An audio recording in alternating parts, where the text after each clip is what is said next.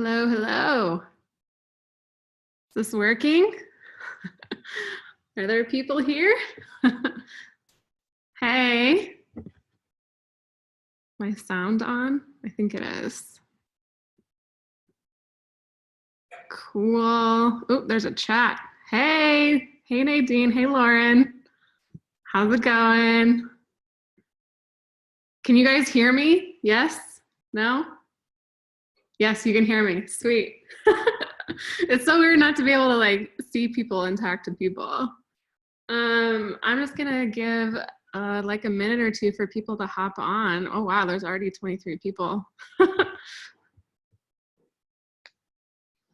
Hey, how's it going?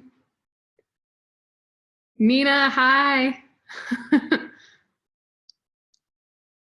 up, Stacy? Cool, we're up to 24. That's awesome. I'm nervous, guys. I'm not gonna lie. I'm nervous. Never done this before. This is new. This is my dog, Finn. He's here. You sleepy? Are you sleepy? He's very sleepy. It was really windy all last night, like, because we're having this bomb cyclone in Colorado, and the wind was just nuts, and he really doesn't like the wind, so he got some like puppy CBD to like calm him down. Now he's just really chilled out. Chilled out? Cool. All right. Yeah, no, I can't see anybody. I can't see or hear anyone. It's just the chat. So the chat is like we can use to ask questions, but I'm the only one on camera, so don't worry. Okay, cool. We're up to like 26 people. I think that's pretty darn good.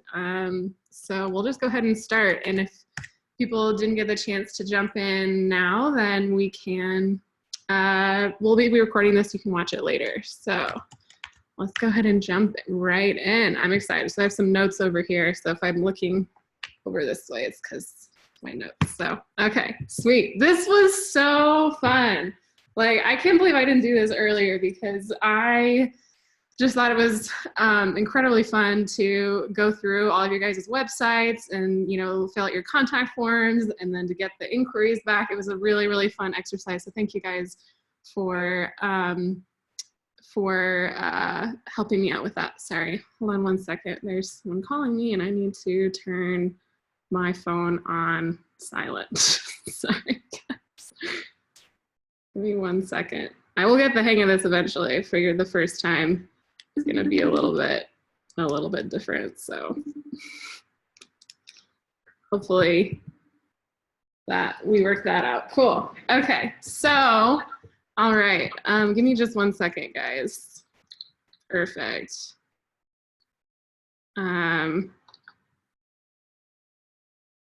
Cool. Okay. All right, so let's do this. This is fun. I'm sorry. Can you guys tell I'm really nervous? I'm sure I'll get better at doing these. Okay, cool. So I, like when I first, you know, when you guys first like suggested this topic, I thought it was awesome. And I kind of thought I had a set idea of what I wanted to teach on it. And I do, and I will be. But actually I learned a lot about how you respond to your initial inquiry really depends on what you're asking in your contact form. So you're going to get a bonus topic in this live, not just about how you respond to initial inquiry, but also what your contact form should look like, because it was really interesting. So spoiler alert, the inquiry that I sent to everyone was an actual real, it was an actual real inquiry that we got. The names are different, obviously, but I pulled a genuinely real inquiry that is really typical of what my business gets on a weekly basis. So why is it not showing my video anymore? Can you guys see me on video? I don't know what just happened. You can see me. All right, I don't know why I did that. Still learning Zoom. This is a brand new platform for me. So sorry, what was I saying?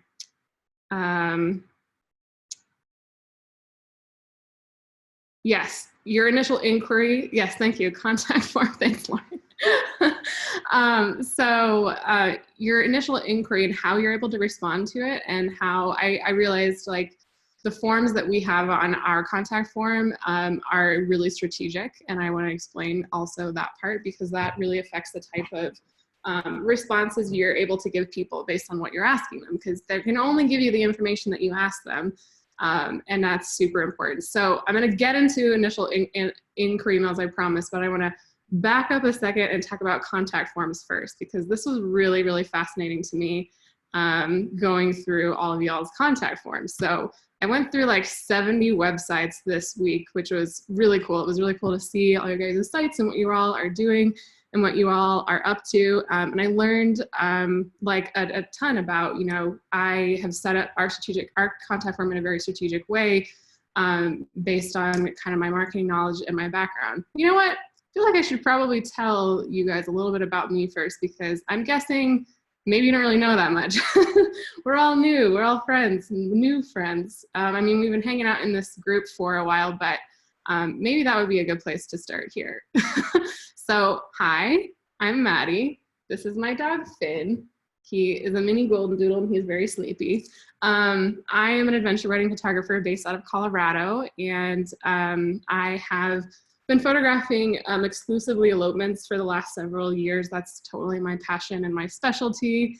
And yes, golden doodles are the best. Barbara agreed. And he is the love of my life. Sorry to my brand new husband, but Finn wins. So, so I absolutely love marketing. It is a huge, huge passion of mine. I didn't realize it at first, actually, believe it or not. I did not think I was going to be a professional wedding photographer. I thought that was kind of a pipe dream, like wanting to be a rock star or something. It was always a dream of mine from being like 16, but I didn't really think it was financially feasible. My whole family are engineers and architects and scientists and doctors. And so I was just a super nerd, always super into math and science. And I was like valedictorian in my high school, which is really embarrassing. Super nerd status, like no friends, just nose in the books all the time. Oh, what part of Colorado? I live in Fort Collins. That's where I live right now. So, and then I went to Fort Collins for school, actually. That's how I ended up here. And believe it or not, I was actually doing an engineering degree. I was doing an engineering degree for 3.5 years. I thought I was supposed to be an engineer, because if you're good at math and science, and that's not hard for you, it's like a pretty good, like solid, like smart career choice. Like being an artist was not something I thought was a genius career choice for a long time. But I started photographing weddings back in high school. Like literally my very first one at 17 was just for my high school teacher's daughter for free. And I just fell in love with it instantly. And I started my own little business and I started shooting, and I shot weddings all throughout my summers in Fort Collins. And not in Fort Collins. I was going to school in Fort Collins full time as a student studying engineering, and then I was shooting weddings all summer. So I shoot, 10 or 15 throughout the summers. And I learned a lot about shooting. I was honing my craft. I had a full academic ride to CSU, Colorado State University in Fort Collins. I was studying engineering.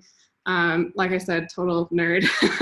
And then I had this really bipolar life of, being an artist and loving what I was doing and like loving being a wedding photographer, and then going back to school and like loving the nerdiness, loving nerding out about engineering. But then I had this crisis where I decided, is being an engineer really what I want to do for the rest of my life? When I thought about what I enjoyed doing the most and like the days I felt the most like me, it was days that I was photographing weddings. And they were still big weddings at the time. I photographed big weddings for 5 or 6 years before I discovered elopements. And I was like fully established as a wedding photographer before I decided to only do elopements. So I had this massive identity crisis in college. Guess what your early 20s are for, I'm pretty sure. So, and I decided, you know what? I think if I like took all of my brain power and all of my energy and effort and I put it into this business that I love so much, maybe, just maybe, I could make it work. Maybe it would work. And so I switched over to marketing, and I did a marketing degree, which I love. as an engineer, I'm not gonna lie, I had like preconceptions about business majors because engineers think that they're the smartest and any other degree isn't worth your brain. Um, and I was I honestly was a little bit shocked and I was surprised and I was like so happy that there's so much nerd out about with marketing. And so as you'll find out if I, through continuing doing these lives, I'm super data driven. I love looking at data and research and like making decisions based on that versus just guessing. And marketing, I think, can seem a lot like guesswork until you really understand it and you know how to look at the data and you learn how to interpret it and make really smart decisions and keep improving your process over time. I just think that's a blast. I think it's a really, really fun game. I'm obsessed with marketing. Anyway, so I do have a marketing degree, so I do know what I'm talking about here. It was brought up to me in a different Facebook group that there's a lot of people teaching in the industry and it's not necessarily clear what their credentials are. So I felt like why it was important to like let you know, I do have a marketing degree. I do have a really thriving, sustainable business that is actually making a lot of money and is really working very well. We get, with our marketing efforts, we get 50 to 60 inquiries a month.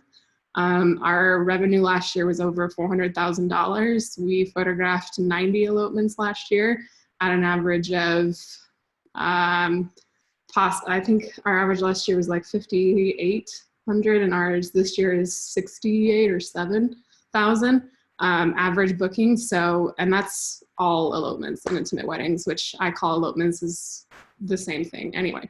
So just tiny little bit of background. That's not why you're here though. So we'll go back into what we're supposed to be talking about, which is the anatomy of an initial inquiry email, because it is really strategic what you answer. And it is a massive, massive piece of what's called your like inquiry to booking funnel. Like if you don't know what a marketing funnel is, it's a term of like, there's this, if you imagine it like an actual funnel, there's a certain amount of people that find you through any of your marketing channels, whether that's SEO or whether that is Pinterest or Facebook or Instagram, anywhere like on the World Wide Web or through referrals or anything, any way that a person could find you, that is a marketing channel. And so like the marketing channels that we put the most effort into are Instagram and SEO, as we've found they have the highest ROI, return on investment, for elopement specifically, which that's a totally different topic. I'm really trying to stay on topic here, I'm sorry.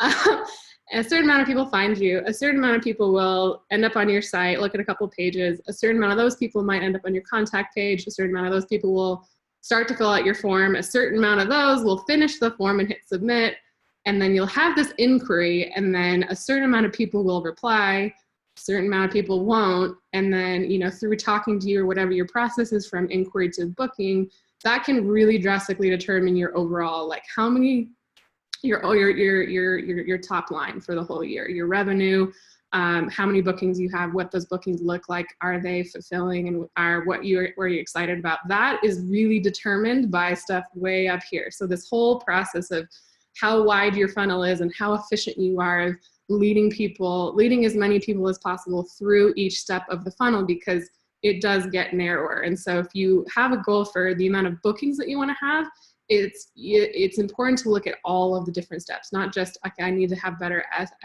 SEO, but thinking about, okay, once a person finds my site, what's their process of looking at my site? Is the information easy to find? Is my contact form easy to find, which is something that I noticed. Not all of your guys' contact forms are extremely easy to find on your site. PS, I'll get into that in a second. Some of yours are great. Yeah, so this whole process, but the reason I'm excited about talking about initial inquiry emails is because I think it is possibly the most important part of that inquiry to booking funnel, because of your whole marketing funnel. Because it is the first chance that you get to connect with a real person on the other end. When you're doing all of your other kind of marketing, whether that's SEO or blogging or posting on Instagram, you have an idea of your target audience, but you're not talking to an individual person until they inquire with you.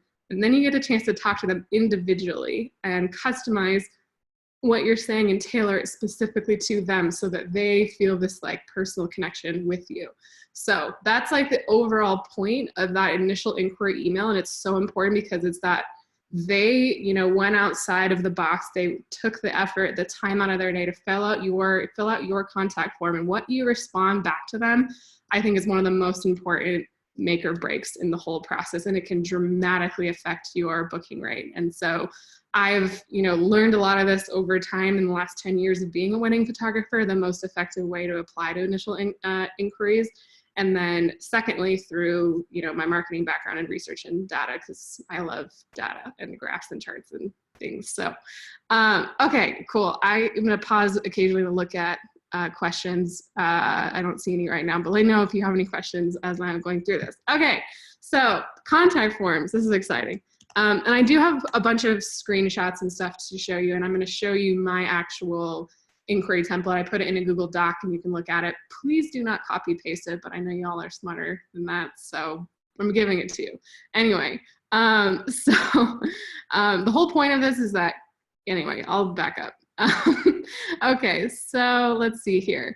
As far as contact forms, like I said, I wanted to give a bonus topic today because what your contact form has on it is also something that's going to dramatically affect the amount of inquiries you get, the quality of inquiries you get, your ability to respond effectively to them in that initial inquiry email. So I have thought a lot about our contact form, but it was really fascinating to go through 70 different people's contact forms. So a couple of really important questions you should ask yourself when you're thinking about your own contact form are, how hard do you want to make it for people to contact you? That is a question that I asked myself filling out several people's contact forms that felt really like I was applying for a job. They had huge amounts, like I think like 18 different fields and like boxes and like questions that I didn't know how to answer. And that took a very long time. So think about this. How hard do you want to make it for people to contact you? What kind of quality and quantity of inquiries do you actually want? If you create a super short form, you're going to get more inquiries than if your form is super long. If you have a super short form with just name and email, that's also not giving you a ton of information to be able to really personalize your response and really connect with and really connect with people. So there's a balance here. And I believe it's going to be different for every business. All of you are going to have slightly different types of bookings and types of couples that you feel that you're the best suited to work with and is in line with your brand and your goals as a photographer. So I believe, first off, like the way I do things is not necessarily like the ultimate truth, right way to do everything. It is, I've gone through the process of tweaking and adjusting things and looking at data and testing and improving things over time. So I know what we do works for us. But when I mentor people and I talk to people and I talk to other photographers, everything goes back to what are your specific goals. So even with your contact form and with your initial emails, keep that in mind. What are your goals? Because the way I do things might not be the best way for you. So I'm excited to showcase like several different photographers that I thought had really effective initial inquiry emails, and several photographers that I think missed some opportunities in their initial inquiry emails could really probably see a massive improvement in response rates to their initial inquiry by improving, by adjusting what that email looks like. So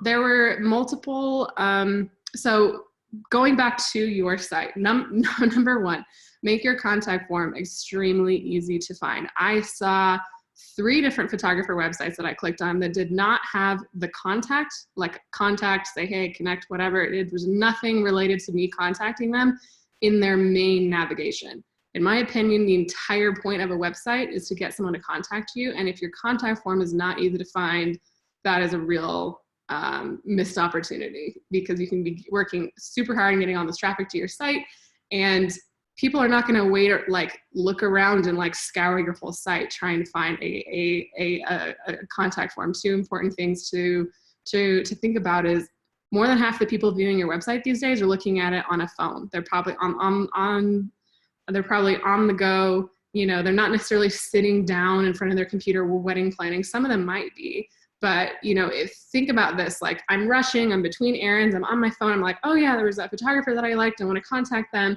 Think about how quickly it is. Test it out, have your friends test it out. That's my favorite trick with contact forms, is to be like, hey, can you 5 people go fill out my contact form and then tell me how easy it is? You know, here's my site, tell me how hard was it to find my contact form? How hard was it to fill out? How much time did it take you? Was there anything you found annoying to fill out? Was there anything that you thought like, what, really? I have to answer this to like get in touch with you? Pretty much every single, and again, I talked about it being a balance earlier. You want to balance between not putting up too many barriers to someone contacting you, because technically every box you make someone fill out is a little mini barrier between them being on your site and them being an inquiry in your inbox. So don't go crazy with it. There are some of you that have really crazy contact forms that was like, I was applying to get the privilege of ending up as an inquiry in your inbox. And if that's the vibe you're going for, you really don't want to get very many inquiries. Okay. If that's not what you were intending, take a look at that. So, have your contact button in your like main navigation. Please make it easy to find. There was a couple of sites that I couldn't find it. I like couldn't find it initially. I was like, I wonder if I scroll. So I'm scrolling. It was like 5 pages later. Oh, there's the form. That's really not what you want on your website. Another thing, photographers, I think, and creatives in general, we're artistic. We, you know, like to brand things and make things cute and cheeky and branded. When it comes to people contacting you, and navigating your website, I really don't think that you should try to get cutesy with your navigation titles. It just confuses people, especially with contact. You know, I saw many people that their contact was like, say hey. And so if I'm on someone's site and I'm thinking about, okay, I need a wedding photographer, and I don't see a button that says contact anywhere because that's what I want, but I see a say hey, like, okay, yeah, I do want to say hey to her, but I really just want to contact her and like figure out if she's the right photographer for me. I don't think say hey is clear enough. You know, and I've made this mistake on my own site before. I used to have our contact form say connect because I thought it was cooler than like contact, but connect also isn't clear. It's not clear. And if there's like, if that confuses 3% of people, that's like 3% less inquiries. It's just not worth it. I saw someone who had a book now button on their site, which was, it was clear for sure, but it actually wasn't a book now button. When you hit it, it went to a contact form. So it was not a book now. I couldn't go to that page and like pay and book them right now, which if that's, you know, your style of working with people, great. That's an effective, like direct call to action. But that's not what it was. It was a contact form labeled as book now. So it wasn't clear and it wasn't actually true. I saw lots of let's chat. With websites these days, saying let's chat can also really confuse people, because it's like, oh, I don't want to open up a chat box right now. I just want to get in touch with them. I want to get some more get some more information. I'm on the go. I can't spend the time like chatting directly with someone right now. So let's chat isn't clear. I saw one person that said inquiry, which also isn't like, it isn't a call to action. Saying inquiry is different than saying inquire here. Like inquire here would be a direct call to action. You're telling someone to do something.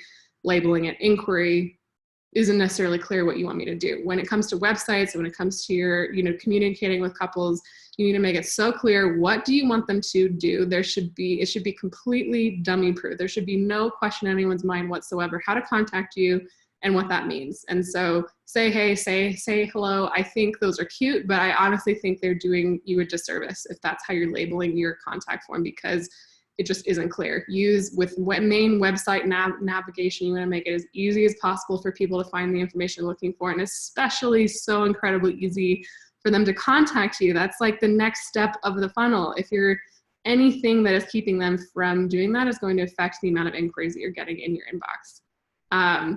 All right, Nina has a question. Your website says, let's talk about your dream elopement on a lot of buttons. Do you feel like that's different than let's chat? Yes, that's a good point. Depending on where my call to action button is on my site, And if you don't know, my site is, it's adventureinstead.com. We have different labels of that. We have labeled that call to action button differently depending on what page it is on. Because essentially, depending on what page a person is on your site, they're in a different stage of the process and they're thinking about different things. If they're on your about page, then they just got to kind of know you personally and they're like, oh, you know, this person, like I could really chat with them. And so you can label the call to action buttons differently on different parts of your site if they're embedded on different pages, but in your main navigation and your main like top right corner, it should be in like a bright color, make it super clear. Like ours says, contact us. Could not be more clear than that. So that's a good question, Nina. Yes, we have it labeled in different, we have that button that all goes to the contact form. We have it embedded different buttons all throughout the many pages of our site, buried like in the content of this, as soon as it's like, this is how the process with us works. And like, this is the next step, go. That might be labeled different than the top right corner of our site. So hopefully that answers your question. She says, oh yeah, menu needs to say contact. Yep, cool, awesome, great. Okay, so another thing, make sure your contact form loads. There's a couple that had broken contact forms or like flash sites that were not working, or it took like a really long time for the contact form to load.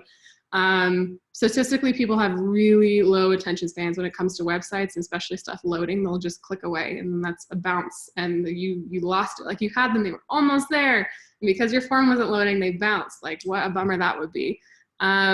So let's see here.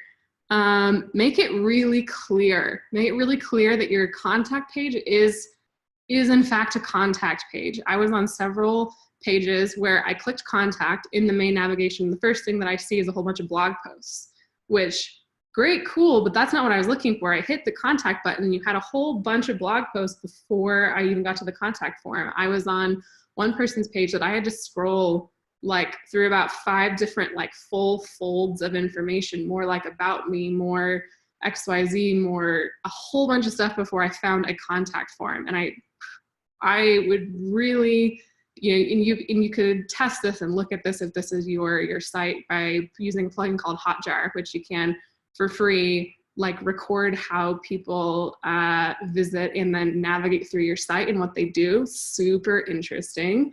You can like find a lot of issues that did not even occur to you because you know your site, you know what the info that is on it and what you were looking for. But to the average person who's never been onto your site before, it's really fascinating to find out what you can learn when you look at how people actually use it. And so I bet if that person looked at some Hotjar recordings, they would see a bunch of people going and clicking that contact button and then not really knowing, maybe they scroll a little bit, couldn't find it, possibly bounce. Like that's a bummer because I got that person to that contact page, but it wasn't clear to them where the form was. So that can also be a problem. Some other interesting things that I noticed about contact forms, if you have a form where the title of what you want them to fill in is in the box and when they click on it, that disappears. I noticed this through doing 70 of these, that I would like click on the box and be like, oh, I just forgot, what am I supposed to be typing in here? And I literally have to like unclick or click on a different box to be like, oh, they're asking for my email, because there was no title above the box. And once I started clicking on it, it disappeared. It took me like twice as long to fill out contact forms that were like that. Even though I know what contact forms are supposed to look like, I had all the info ready. That was another step in the process. Something else that I saw that was interesting, there were, I think, 3 or 4 different people that had the example name, like fill out your name. Their example name was John Doe, which I thought personally was a little morbid for like a wedding inquiry contact form. It just didn't make a whole lot of sense, considering the fact that statistically most of the people who are probably going to be contacting you about a wedding photographer, like us included, it's very heavily females who are, you know, contacting initially. And 2, don't put John Doe in a wedding photographer contact form. No. Like, no. So let's see. What else? You know, there was other, oh, one thing that I was so happy to see, I will say, after going through 70 people's contact forms, there was only one person that had a bride's name, groom's name boxes. Everyone else said fiance or partner, your love, your baby, your boo, or whatever. And I thought that that was great. That one person, you should probably change that. Like asking heteronormative questions on your contact form isn't the best course of action, not just for LGBTQ couples, but also for, you know, couples who are allies of the LGBTQ community. Probably don't want to have bride's name, groom's name. So as something that you're trying to fill out. So almost all of you, perfect job on that. So let's see. What else? Oh yeah, and one person that didn't have a bride's name, groom's name boxes, they had like a whole bunch of check boxes that I really didn't know how to fill out. I was going through the inquiry form. I was putting myself in the position of, my name is Taylor. I'm inquiring about an elopement for me and my partner, Alex. And I don't know if anyone noticed, I specifically used like gender neutral names. Taylor and Alex could be two guys, two girls, or a girl and a guy. I came across boxes that were like, check all that apply. And it was like, my boyfriend is the cutest. And then another one said like, I'm marrying the best woman. And while their contact form didn't say bride's name, groom's name, getting to that point and maybe putting myself in someone's shoes who was a same-sex couple or was, you know, gender non-binary, that would be kind of an uncomfortable part of the contact form. And I might feel this photographer probably isn't the right one for me anyway. So there's lots of different kinds of things you need to consider when you contact form, and making sure that your contact form itself is inclusive, really important. So I'm really a huge proponent of inclusivity and diversity, and in the industry, it's really important to me. So okay, what else do we have on here? You know, like I said, there were several contact forms that were so long that, and I also think that a really important thing to remember about your contact form is that the majority of people contacting you are not photographers. They are not us. They don't look at tens of thousands of photos every single week. And I saw one contact form that literally said, check which one you are looking for. Are you looking for true to life, light and airy, or dark and moody? As a photographer, I know exactly what that means. Like, you know, that's jargon thrown around in the photography industry all the time. But imagining myself being someone who's not a photographer, like, what the heck does that mean? Like, I don't know what I'm looking for. Like, you know, I think a really just general big mistake that a lot of people do in marketing and the way they run their businesses entirely is just the myth and the myth of the underlying assumption that their client knows what they want, they know what they need, and they're educated about photography, because almost all the time, none of those things are true. And that's part of your job as a photographer, is to educate gently and kindly, and, you know, like, it's hard, but like, try to imagine yourself in someone's shoes who's literally never thought about photography before in their life. They maybe had an awkward experience with the high school senior photo being taken, but besides that, like, they don't know what the heck light and airy, dark and moody, or true to life looks like. And if you're making that a required answer on a contact form for them to contact you, and then possibly declining people who say something that's different than what you've defined as your style, yikes. I think you're missing an opportunity there. And you could be potentially turning away couples that might be a perfect fit for you based on an assumption that couples are professional photographers, which they're not. So I'm going to pause really fast. Does anyone have any questions? It's been kind of quiet in the chat box, and I don't know if what I'm saying is connecting or helping people. Can anyone? Hello? Cool. Okay, good. I'm just making sure y'all are still there. Sweet. Cool. Okay. Let's get back to this. So, okay. I just have a couple more things about contact forms, and I promise I'm getting to the initial inquiry responses, promise. So you only get the info that you ask for.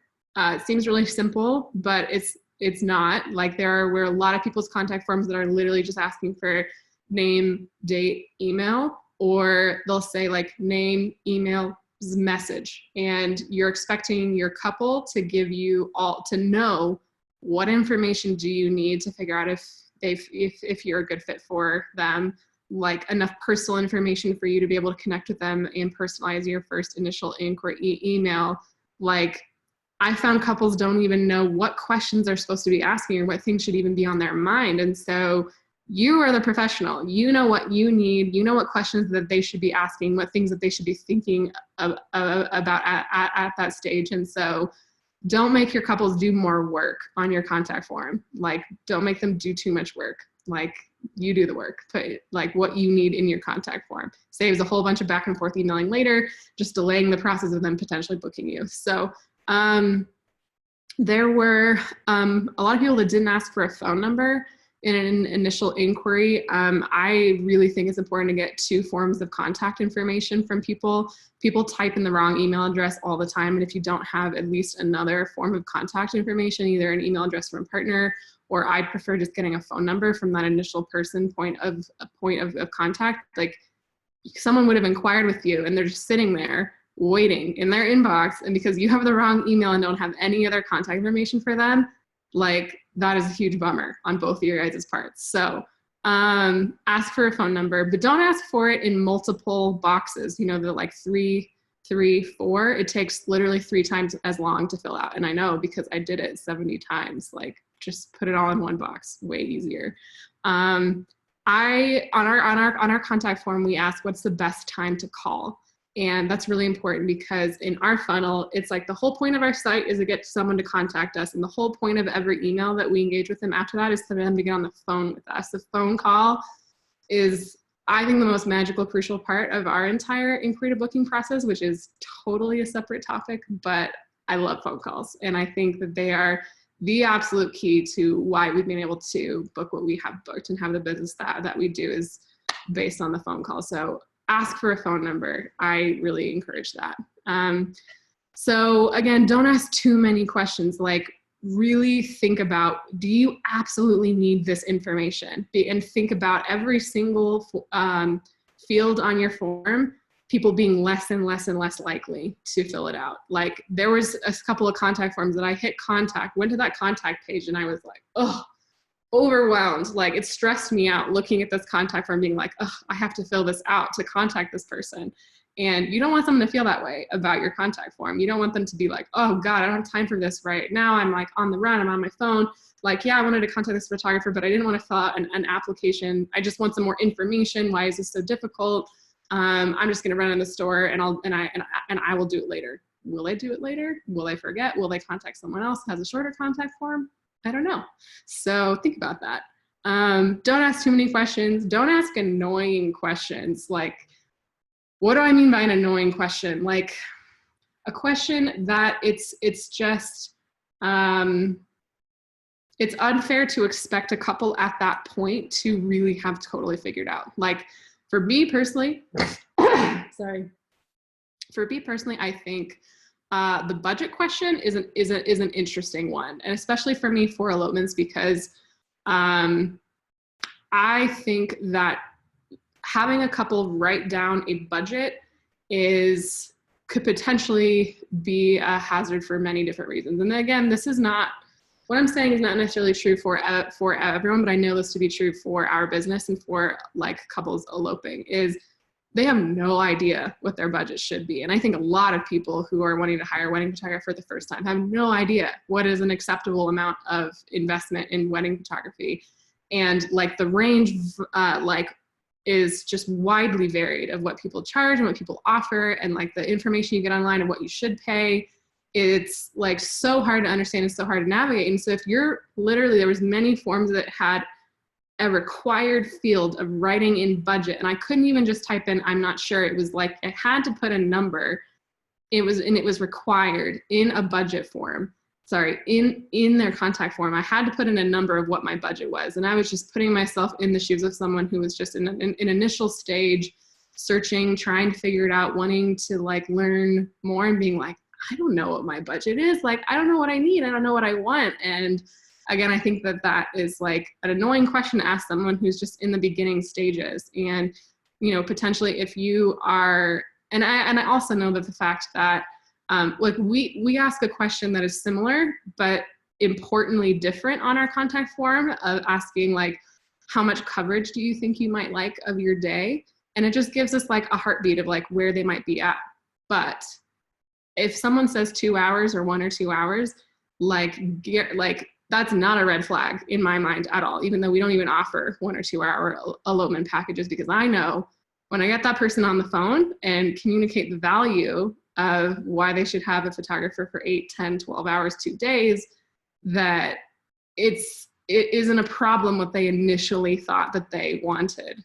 And so I think like limiting someone and like making them put a dollar amount in their initial inquiry form is one, like it's you know, making them put in writing some like, you know, almost making them to commit to it before they've had any kind of chance to communicate with you, to like to connect with you emotionally, to understand who you are and to understand the value that you're going to provide for them. And it's putting them and it's putting you in literally a box, like from the get-go. And I personally think that it's not a helpful question on an initial inquiry form.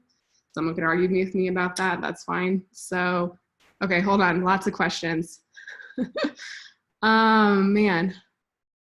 Sorry. Okay. The name of the app, check hotspots. Oh, it's called Hotjar. Barbara, that's called Hotjar. Looking at some of these questions. Cool. If I call them and they don't answer, do I leave a voicemail? Okay, I'll get back to that question because I don't just randomly call them with their phone number. Like I set up a time to call them in the email, which I'll get to in literally a second. I can't believe I've spent this long talking about contact forms, but I didn't even think I was going to. But filling out 70 contact forms, I just could not talk about these things. Okay. Let's see. How do you get all the info you need without it getting lengthy? Really good question. It is a balance. It is a balance, and it's something that we're continually testing and figuring out, like, what is the bare minimum amount of information we need to be able to like start an effective process with a couple without putting in too many barriers. But it is overall true. If we made our contact form on our website shorter, we would get more than 50 to 60 inquiries a month, because that's what we're getting right now.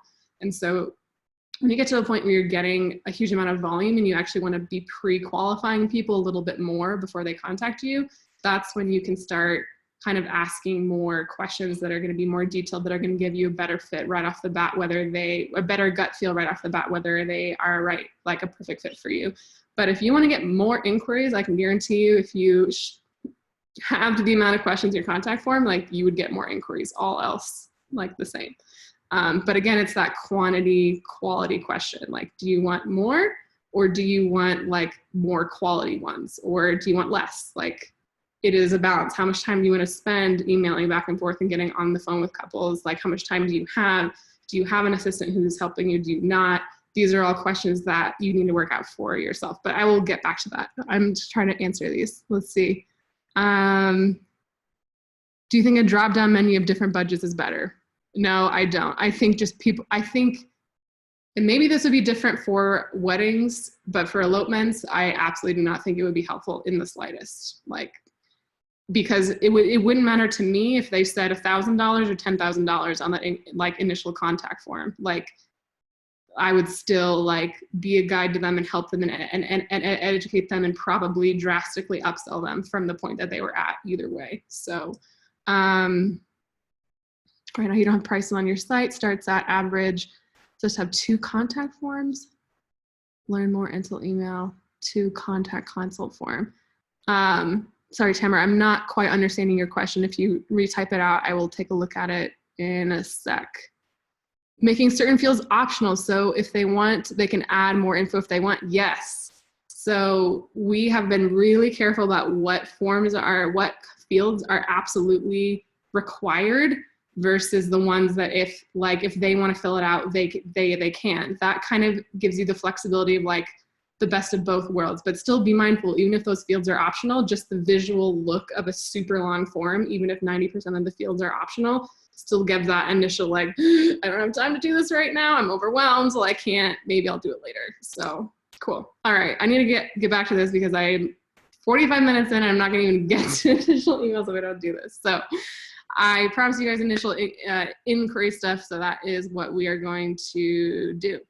Yeah, I'm pretty sure I covered all the contact forms. Oh, the last thing about contact forms for elopements. Anyone who's wanting to get hired for more elopements, your contact form needs to look different than what you would have for an initial wedding inquiry. Specifically, event date or wedding date, and making it required and literally having to select a date on a calendar or I couldn't contact you. Most of the couples that contact us do not have a set date in mind and are flexible and like are in those kind of initial planning and processes, and they tend to actually schedule their elopements around when we are available. And so if you want only people who have like booked a venue and have a certain date and they're sure before they contact you, sure, keep it that way. Have a calendar, make it required that they give you an exact date. If you don't, if you want the opportunity to work with more couples that might be still in like the planning process and get your chance to talk to them and like show the value of how much you might be able to help them through the process. And, you know, it's pretty cool when you have a couple say, wow, like we weren't totally sure, but like, we're so convinced that we need to have you, like we're gonna schedule our elopement around when you are free. And if you have a required date box, that box, like as a couple who's like just thinking about eloping, like is a barrier to them contacting you. And two, if they just pick a random date, like I did in a lot of your contact forms, because I wasn't sure September or October, I just picked a random date. You could be potentially like responding to someone just by looking at that and saying, oh, I'm not free that day. I need to just send my I'm booked email.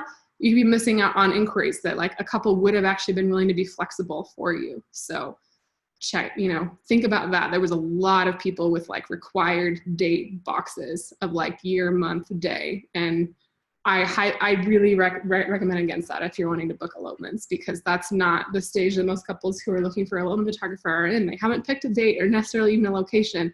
Location is another one. Most people had like I could type in whatever I wanted there, so that was helpful. So yeah, that's pretty much that for contact forms. Let's get to what we're supposed to be talking about, which is initial inquiries. Okay, there's more questions here.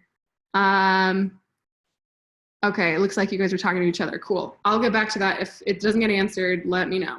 Okay, let's go to initial inquiries. I'm gonna share my screen now, guys, which is fun. You can stop staring just at my face. Okay, so I'm sharing my screen. Cool.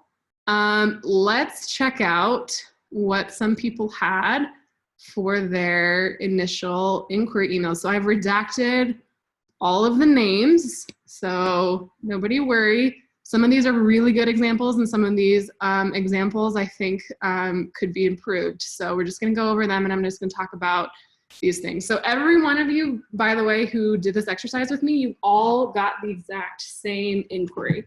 So, and again, this was a real life, real elopement inquiry that our business got last year. And we ended up booking them for, I think, a $9,000 12-hour elopement in Washington. So I'm going to go over what the initial email that was sent to them looked like that led to that. But all of the information that I filled out in all your contact forms was exactly the same, depending on what fields you enabled me to fill out.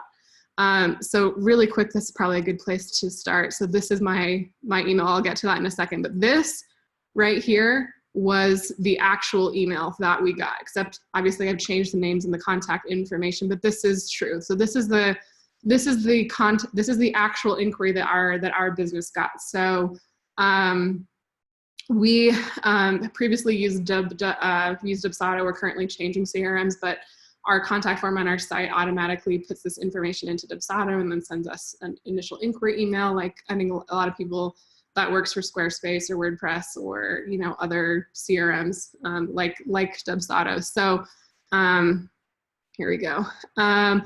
So this city here, we ask where they are from. The reason why we ask that is because you'll see in the initial inquiry email, we want to know what time zone they are in, because that's really important barrier to them getting on the phone. Is so we offer times that are in that person's time zone. If we don't know where they live, that's harder to do. That's another barrier of them getting on the phone with us. This is where they said they wanted to elope, Glacier National Park or somewhere in Washington. And so they were thinking like September, October. We asked the question, what's the best adventure you've ever had together? That's the only fun personal question we have on our contact form, just because it isn't aligned with our brand. It's a question that's pretty easy for most couples to answer. It doesn't take too long. They can answer it in two words or in a paragraph. It's up to them. And it also just gives us that initial off the bat information of how adventurous is this couple? Should we be suggesting a 10-mile hike or should we not? That's really important information to know. And so we also ask, because we're at the point where we're getting such a volume of inquiries, that we do want to be pre-qualifying people and making it extremely, extremely clear we only do elopements. We ask how small is your intimate wedding or elopement? And I think maybe there was one person that had that on their contact form, what the size was. That's a really important question for us, because we only do intimate weddings and elopements under 30 people. And I actually think we're going to make it 20 pretty soon. So we ask for a phone number and a best time to call, so that knowing where the couple lives, meaning what their time zone is, what their phone number is, and what is the best time to call, means that from this initial inquiry form, I literally have all the information that I need to set up a phone call with them immediately, as quick as possible, and not delay the process whatsoever. So they initially said they thought they were thinking in half or full day. So they ended up going with 12 hours. So we ended up communicating the value of doing something much more than they were even initially thinking. So that's, again, goes back to why I don't think necessarily having a required dollar amount in a budget in your initial contact form is all that helpful, because I really believe couples don't know what they want and they don't know what they need. And part of being a photographer and being a marketing, by the way, my favorite definition of marketing is creating and communicating value. And that's what you do as a photographer too. Marketing is not just advertising. Marketing is everything that you do as a service provider, is, so that's what we're doing for our couples, is they come to us with an idea, and we create and communicate the value of how amazing their day could be if they, created this awesome adventure and had us document it, essentially. So they heard about us from Pinterest. That is not one of our main two most highest ROI marketing channels, but it's growing. Pinterest is something we're putting in a lot of effort into this year, because even the little effort we put into it has panned out at least a little bit. So, and there are questions that, hi there, my partner and I just got engaged. We're looking for a great elopement photographer, wondering what travel fees you might have for an elopement in Washington late September, and what your availability is in October 2019. Love to get a custom quote, not sure what you need from us. So this is a very, very, very typical, super standard inquiry. We get inquiries extremely similar to this twice a day. So this is really, really standard. And that's why I wanted to use a real inquiry. So let's go back to what you guys said would be your initial inquiry response. So, okay. So here is one. Let me pull up my notes here really quick, guys. Okay. Yeah, so this one says, Taylor and Alex, ciao, so excited to hear more about your elopement, how you envision your day and what you're looking for in regards to wedding photography. I am thrilled, first and foremost, that you've decided an elopement is right for you. Your wedding should reflect who the two of you are and the new adventure you're embarking on in life. My elopement couples have already embraced that idea, which means you're going to have an amazing time together creating gorgeous images of your day. I do have availability in late September, October for your elopement in Glacier National Park. My coverage of your elopement begins at $2,500, and all packages include an album. I firmly believe that every wedding deserves an album. You should have something tangible to look at 10, 20, 50 years from now. Knowing that every elopement is different will create the perfect elopement package for you based on your needs, desires, and plans. My feed will include travel to and from Washington. I can go into that more when we talk. The best way to give you a comprehensive quote is to understand your day and what your days look like for the duration of your elopement. I'd love to set up a meeting with you and walk you through in the next few days and talk through details. I'm free tomorrow at 4 Eastern Standard Time or Saturday at 11 a.m. Eastern Standard Time. If neither of those times work for you, give me a few days and times that work for both of you, and I will work around your schedule. So I thought this one was pretty good, and I'll give you a couple of reasons why. It was personalized to a couple who was eloping. They talked about why they believed in elopements. And from my experience working with couples who elope all day, every day, is photographers, we might feel that elopements are so popular and so trendy and everyone's doing them that they're standard now. But from a couple's perspective, most of the couples we've ever worked with, I'd say almost all of them, are the only person they know who has eloped. And it feels like a really out of the box thing that they might still be scared of. And like when they're reaching out to a photographer, they want to know if a photographer is on board with that and why they're on board with that and like how on board they are with that, how much they care. So the other reason I liked it is, this photographer is talking about what they believed in, why they obviously sell albums and think that's a really important part of the process. And they were already laying the groundwork for that in the initial email, which I thought was super smart. They made it really clear that they both answered the questions that the couple asked and made it really clear that they would get more information when they got on the phone. When they suggested getting on the phone, they gave 2 extremely specific times that they were available right then. They didn't make the couple do more work.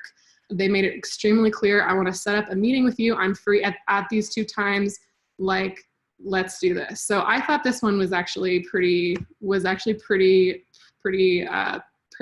So let's look at another one. Let's see. Okay, so this was interesting to me. So there was a couple of you guys that had like an autoresponder that like anytime anyone's filled out a contact form you, they would immediately get an automated response. Some of yours were really like bland and kind of robotic and had this like kind of corporate feel that didn't, when I was doing this whole process, I was really trying to imagine myself being Taylor, being this person interested in an elopement, contacting a bunch of photographers and reading how I felt when I received each of these responses. And so, sorry, if anyone's asking questions, I am screen sharing right now, so I can't see them, but I will look at them in a second. And so, but this person, this was an automated reply, and I thought this one was actually really effective. Out of all of the like automated replies that I got as Taylor, I thought this one made me smile. This one made me feel like already connected to them, and it was cool because it was like an immediate response. And so it said, "Hi there, thanks so much for your interest in blah blah blah photography." I think she could have said like, "Thanks, I'm so and so," and so it could have been a little bit more personal, but it was still like, I can't wait to chat with you. Like, my weekends are filled with rad love stories and my time with my little family, my hubby, and my cute 10-pound pup. I so appreciate your patience. So, she showcased this photographer, sorry, this is she, showcased her personality and, already allowed me to kind of get to know her better. And it was like that immediate response, like, yeah, I got your inquiry. This is what you can expect. And let me tell you some personal things about myself so you can already start to fall in love with me. So this was absolutely the best like automated response that I got. I thought it was actually really good and really effective.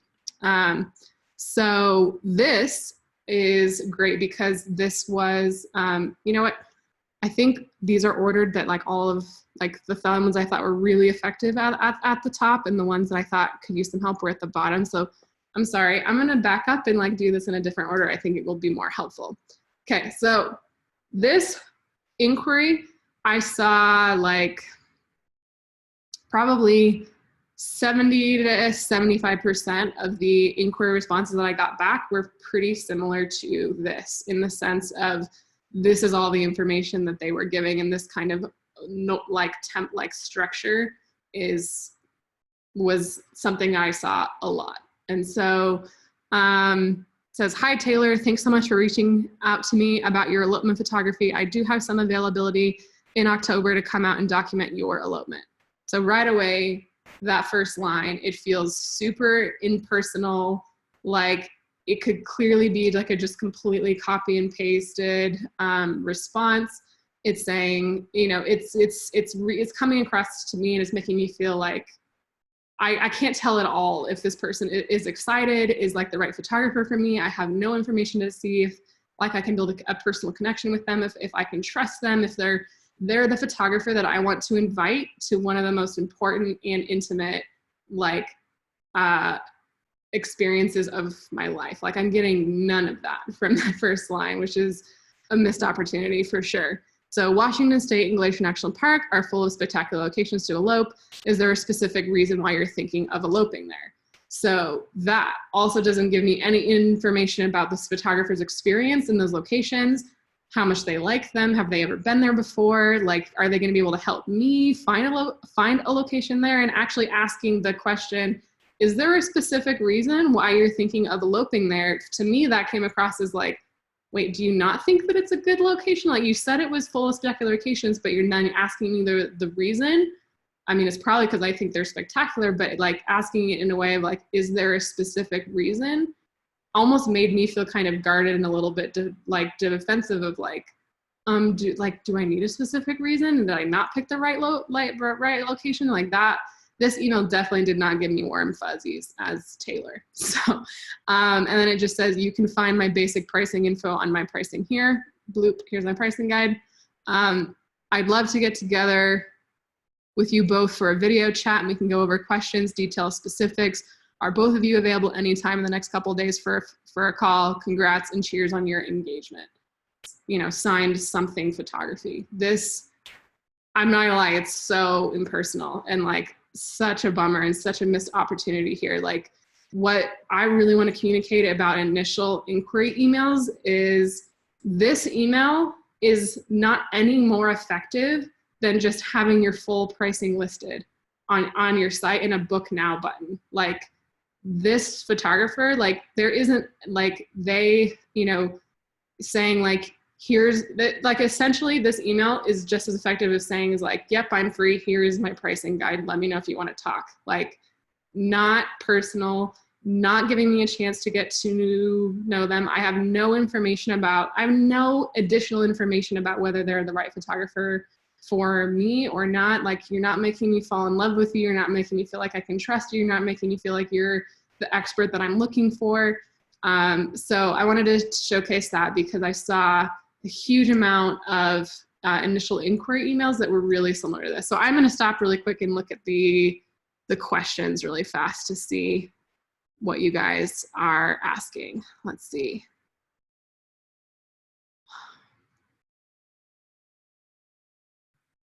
Do I record my phone calls to make sure I get all the info right? So some states are two-party consent states and you can't just automatically record calls without getting consent from the people you're recording.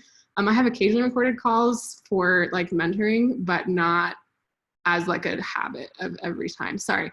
So it looks like Hammer, your question wasn't answered yet. Let me look at it really quick. Right now you have one contact form, which is a consultation form. You mentioned something about people want to just learn more and they don't want to fill out a form. So I was wondering if you suggest making a second contact form when someone can enter their email and receive an email with pricing info, since right now I don't have specific pricing info on my site. That's not actually a bad idea. I have actually seen that before on a photographer's site where they almost used their pricing as a lead magnet in a sense of like, you could get instant access now to full pricing. And it was like, enter your email and view my full pricing guide right there. It didn't even need to wait for an email, but then they had a whole bunch of email addresses that they could, you know, work through like a funnel later. And like, I don't know if I would ever do that because it's we personally get the volume right now of leads that we don't need to do that. But it's not a bad idea. Like my answer to pretty much any marketing question is test it, like A/B test it and see which one works better for you. So that's what I would do. Someone just said, how similar are your responses to email from client to client? How much is personalization? Are you writing a new email? I will answer that when I show you my initial inquiry email, Simone, in just 1 second, I promise. So, okay, I'm gonna get back to this so I can keep going. Cool. So yeah, so I saw a ton that were really similar to this, and I just wanted to explain why it's such a missed opportunity. And as like putting myself in the shoes of being Taylor, it was like, you didn't give me any information that would make me care, make me trust you, make me connect with you, make me fall in love with you. So, okay, here's another one that I thought was a missed opportunity. Hi, Taylor. Thanks so much for getting in touch and for your interest in having me part of this special day for you and Alex. To answer your questions, I'm available September 20th. There are no travel fees within Washington State. As for Glacier, I have some availability for October, but it's limited, and there would be an extra $600 added to whatever package you choose to cover the cost of travel. I'd love to hear more about what your hopes are for your elopement. So lots of issues with this email. It is super short. I don't see a link to any pricing information anywhere. So it didn't even answer my question, because in my initial inquiry, I said, like, I need a quote, but I'm not sure what info you need. They're not really giving me either. And they're not asking for like really specific information from me to give me a quote. And they're not giving me any information on what their packages looks like. All I see is like, there could be an extra $600 if I choose Glacier, which makes me think, here is a tip. If you want to shoot in a cool location, or if you want to get hired from more destinations, roll your travel into your pricing. You should be Amazon Prime, not like nobody likes to pay for shipping. And so this email, again, I have no, like, I'm not getting any vibes of like, this photographer cares, they're excited, they can help me. I have so little in information. Like I got this email and I was honestly wondering, like, what is the point of this? Like, I don't know. It says, I'd love to hear more about what your hopes are for your elopement, ? Like, you know, I tried to tell you in my initial inquiry, like what we were hoping for. I'm not entirely sure what you're asking. I don't know where to go from here. You're not giving me a clear call to action. You're not giving me any information and no personal information about you. Like, I would probably ghost this photographer if I was Taylor. Like, I would like you're wasting my time talking back and forth and not giving me the information that I need. So, okay, so here's another one. Hi, Taylor. Thanks so much for your inquiry. Congratulations on your upcoming elopement. I do have availability for September or October, elopement in Washington. Love to photograph your day. My elopements start out with 2 hours of coverage for $800. Travel fees are an additional $500 on top of any package selected. I'd be happy to send over my full elopement pricing once I know you've received this message, as lately anything I send with an attachment and seems to end up in spam. Here's a few examples of some recent small weddings elopements. And here's some links. In terms of booking, I require 50% down to secure your date, another half due 2 weeks before the wedding, along with signed contract. Happy to chat more about policies, etc. if you'd like. Available to talk of Skype or phone, or of course on the phone. Look forward to hearing from you. So several really specific issues with this initial inquiry email. One, out of the 45-ish responses that I received, I'm not even kidding you, about half of them start with the same line. Thanks so much for contacting me. Congratulations on your elopement. Like a derivative of one of those is how almost every single photographer answers their initial inquiries is, thanks so much for contacting me, or, oh my gosh, congratulations on your engagement. All of them say that. And if you want to be standing out with your initial inquiries, like, do not start with that sentence on your initial inquiry. You can say it somewhere else in the email, but be you, be personalized, be different if you want to stand out. That's such an easy thing to change. If you want, you know, I think a really good way of approaching initial inquiries is to imagine that every single person who contacts you has also at that exact same time contacted 5 other photographers. And that could totally be true. These days, the industry is competitive. And if you're not offering something different or better, it's going to be very difficult to compete, essentially. So this person, the other issue that I have with this, a couple of other issues I have with this email, is they're saying my elopements start out with 2 hours of coverage for $800. Pricing and how you present pricing is like a totally different talk, but bottom line, do not start by offering your lowest thing ever unless that's really what you want to be booking most of the time. Side note. And then saying travel fees are additional $500. I already talked about that. I'm a huge fan of rolling pricing into your packages so that people don't feel like they're paying for your travel, even if they are. Like Amazon, you don't feel like you're paying for shipping, even though you are. Like psychologically, if you want to shoot more destinations, roll it in. If you don't, if you only want to shoot local and you want to charge people more to like take you out away from your home, definitely charge travel fees for sure. And then, you know, here's such a simple thing, which I saw in some other emails. A lot of people were attaching a PDF of their pricing to the email. And it's totally true. Like there are a huge amount of email providers. Like specifically, I've found this to be the case with like work emails. If a client is inquiring with a work email and you reply with a giant attachment, so many email servers will send that straight to spam. So this photographer has realized that, is realizing their initial inquiry emails are going to spam. But I think that their solution of saying, once I know you've got this, I'll send you an email with my pricing. It would be so much simpler. Please, whoever you are, upload your PDF pricing somewhere and include a link. You can include a link to a PDF you can upload to Dropbox or to Google Drive and get a link there. You don't even have to host it on your own site.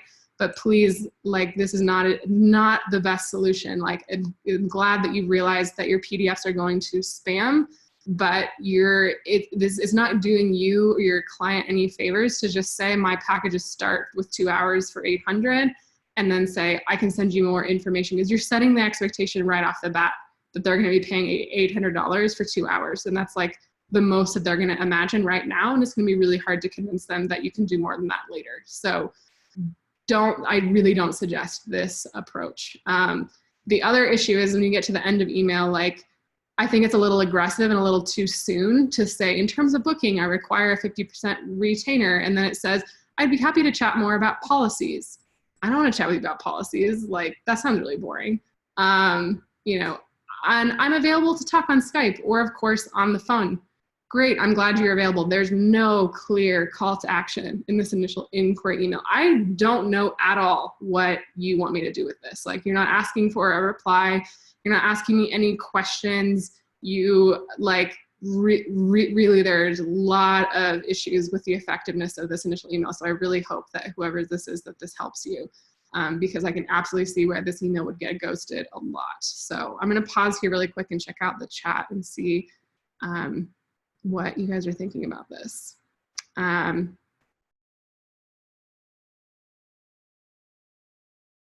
All right, how do you roll your price into travel and your packages cost? Yeah, good question. You can look at that charity directly on our website at adventureinstead.com. We have different starting prices for different locations. We have local pricing for Colorado and the Pacific Northwest, that's all the same. We have like anywhere in the US pricing, and then we have international pricing. And yes, absolutely, pricing of how much we're actually paying for travel is going to differ from elopement to elopement, but overall, it averages out essentially. So we've literally averaged out the cost of traveling to any elopement that we've ever traveled to in the US and like applied that amount on top of our local pricing. And so it evens out over like the whole year. And so it just makes it so much simpler and like less confusing. It doesn't put up a barrier to a client wanting to pick a cool location or not having a set location when they hire us, because our pricing's not going to affect, like, our travel costs aren't going to change. And so yes, some clients technically get a better deal than others, but it's so minimal compared to like the whole price of their package and how much value that they're getting. We found it really works phenomenally well for us, but pricing is like such a huge topic by itself. Hey, charity, my business partner, I figured cost. Yeah. Oh, sweet. Kayla, awesome. Good answer. Okay. Cool. Oh, Nina, super good tip. When you use the word spam in emails, you're more likely to end up in spam. So yeah, Erica, you outed yourself on that one, which I'm so glad that it's helpful to you. And yeah, so when you yeah, I really, really hope that this helps you, because you have such an opportunity to be so much more effective and to get responses from couples who have like gone to the trouble of like contacting you. So I super hope that this helps. So cool. Awesome. You guys are killing it in the chat. I'm stoked. So, okay. Here we go. Here's another one. Hi, Taylor. Thanks so much for reaching out. Congratulations on your engagement. I'd be thrilled to chat more about photographing your Washington elopement. I have availability this September, October for your day. My wedding and elopement pricing can be found here. Please let me know if you have any questions. I'd love to hop on FaceTime or call soon. Hugs. Again, super short, really not very personalized. This could be completely just copy and pasted to anyone else. There's nothing personal to me. When I gave you information, I was like, I need some help here. I need to figure out like what I need in a photographer, like isn't really answering any of my questions. And it's just so standard rote, like professional, not personal, not building trust, not building a relationship.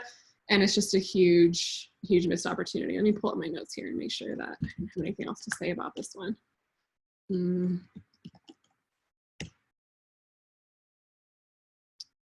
Yeah, so essentially, like, there isn't a clear call to action here. It says, please let me know if you have any questions. That line is basically making me think if I don't have any questions, I don't really need to contact you back.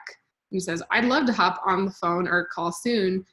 That isn't giving me you're not asking me to get on the phone with you. You're not. And I think a lot of people have, feel weird about being really direct and asking for what they need, asking for the sale. At this point, you're not asking for a sale yet. What I'm guessing the next step is, and it is the next step in our workflow, is to get the person on the phone. And it's not clear to me from this initial email as Taylor what you want me to do. I might look at your pricing and then I don't know what to do after that. Like, I still just as lost as if I just saw this pricing on your site. I don't have any more information about whether you're going to be able to help me with my specific problem, because all I'm thinking right now is my elopement in Glacier National Park or Washington. I don't know when, I don't know where. I need some help. This photographer is not solving any of my problems. So this one, oh dear God. The person who is using MailChimp to send initial inquiry emails, please stop. Please do not do this. I feel for you. Essentially what this person has set up is, like, in their initial inquiry form, when a person sends that, they then get this email automatically saying, please confirm subscription to wedding inquiries. So I think this person has tried to automate their wedding inquiry replies, but not gonna lie, in like the worst possible way, in the sense that this person is asking someone who just contacted them to then hit yes, subscribe me to this list. It is so dry, so impersonal, so like such a missed opportunity here. If you're using MailChimp to make the formatting pretty, okay, but I think this is a huge, huge, huge bummer. And I only saw one person that did this, but I thought it was really worth mentioning. This is like the worst possible way to respond to initial inquiry email. And because I didn't click that subscribe me button, I never got a response from this photographer. I never got their initial inquiry email, which is all kinds of a problem for this photographer. So if this photographer is feeling ghosted all the time, I can tell you exactly why. So here's the next one. Cool. Good morning, Taylor. Thank you so much for your email. First, I'd like to give you my biggest congratulations on your engagement. What an exciting time. I do have availability for that time period, and it would be an absolute honor to photograph your elopement. Do you have any specific dates in mind? No problem at all. I just need to know whereabouts in Washington you're thinking about. Look forward to hearing from you. So, and then this person gave me a PS because they knew it was me. And I said, PS, I got so excited when this inquiry came in. I thought, woohoo, this is my first ever out of the country destination elopement. Haha, I wish you were real. So I included this one and I was so intrigued by it because their initial response to Taylor was so proper and professional and corporate and absolutely not making me feel as Taylor like this person cares, is excited, knows what they're doing, is gonna be able to help me. But it's like their PS to me was way more personal. And like to me, because I knew it was me, that I was a real person and they were talking to me, Maddie. And so really, this is such a cool key learning here. When you're responding to initial inquiries, remember there's a real human being on the other end who's going to get your email, a real human being who went to the trouble of filling out your contact form. They're excited. They want to hear back from you. And if you don't tell them how excited you are, they don't know. They have no way of knowing. Like, I had no way of knowing from the beginning of this email from this photographer that they were so excited. Like, I'm not really getting any of that information. And again, the whole like, congrats on your engagement, I would just fully take that line out of initial inquiry email because it is just so way overused. Anyway, here's another one. Oh my gosh, sorry, I did not redact this person's name, my bad. Hi Taylor, thanks so much for reaching out to us. First off, congrats on your engagement. I'm happy to say that we do have your date available. Love to learn more about your wedding day. We're stoked that you guys are looking at eloping in Washington. We have 2 other weddings there this year, and it's absolutely breathtaking. Glacier National Park is on our list of places we'd like to hike this summer. So we'd love the opportunity to photograph a fun couple there. I'd love to set up a time to chat on the phone so I can get to know you a little better. You can get to know us and learn how we're doing things. We can totally work within your budget. So the next step would just be to chat and get on the same page. And then they have in bold, I have today, tomorrow available from now until 4 p.m. or Thursday from 9 to 5 Central. Let me know if any of those times work for you. If not, we can arrange another time that works better. Please do not hesitate to reach out if you have any questions or concerns. I'd be more than happy to chat with you. I'd hope to hear back from you regardless, and I hope you're enjoying the week. I thought this one was actually pretty good. The thing that I loved the most about this initial, I think there is some problems with it, but the thing that I liked a lot, and the reason I'm including it as an example, is I love their use of the formatting, of the bolds, of making it extremely clear what they want this person to do with their initial inquiry. They want this person to contact them, and they're giving them right there in bold. Remember, a lot of people scan emails. A lot of people are just using it on a phone. Consider the format. Consider people scanning things. You want to make the information that is key to the next steps of the process and what you want them to do, your call to action, as so like blisteringly clear as possible. And this person did. They did a really effective job at that. I think that there is a little, I think the beginning of the email, they've missed a lot of opportunities to build connection, but they did give me information about the fact that they have experience in Washington. They're shooting there other times this year. Like Glacier National Park is one of their lists to hike, and like that was like helpful. That's 10 levels above these other previous inquiries that they just went over. Like, they're giving me actual information that is personalized to me and to the inquiry that I sent them. And so again, if you're not asking for the information that you need to personalize an inquiry on your initial inquiry form, please do that. But again, balance that out with it not being too long. So I thought that this email was really short, sweet, and probably is effective with its call to actions. I think where this photographer could improve would be personalizing it more and building more trust at the beginning, which I will show more in a second. So here is another one. Hi Taylor, thanks so much for reaching out to us. Congratulations on getting engaged, making the decision to elope. My husband and I also eloped. We know what a beautiful and personal decision that is. We are so, so honored you're trusting us to capture your story.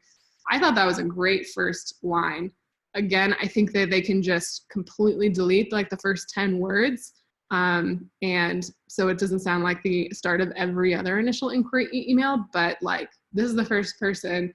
And again, imagine Taylor getting all of these inquiries at the same time and like how each one of them makes you feel.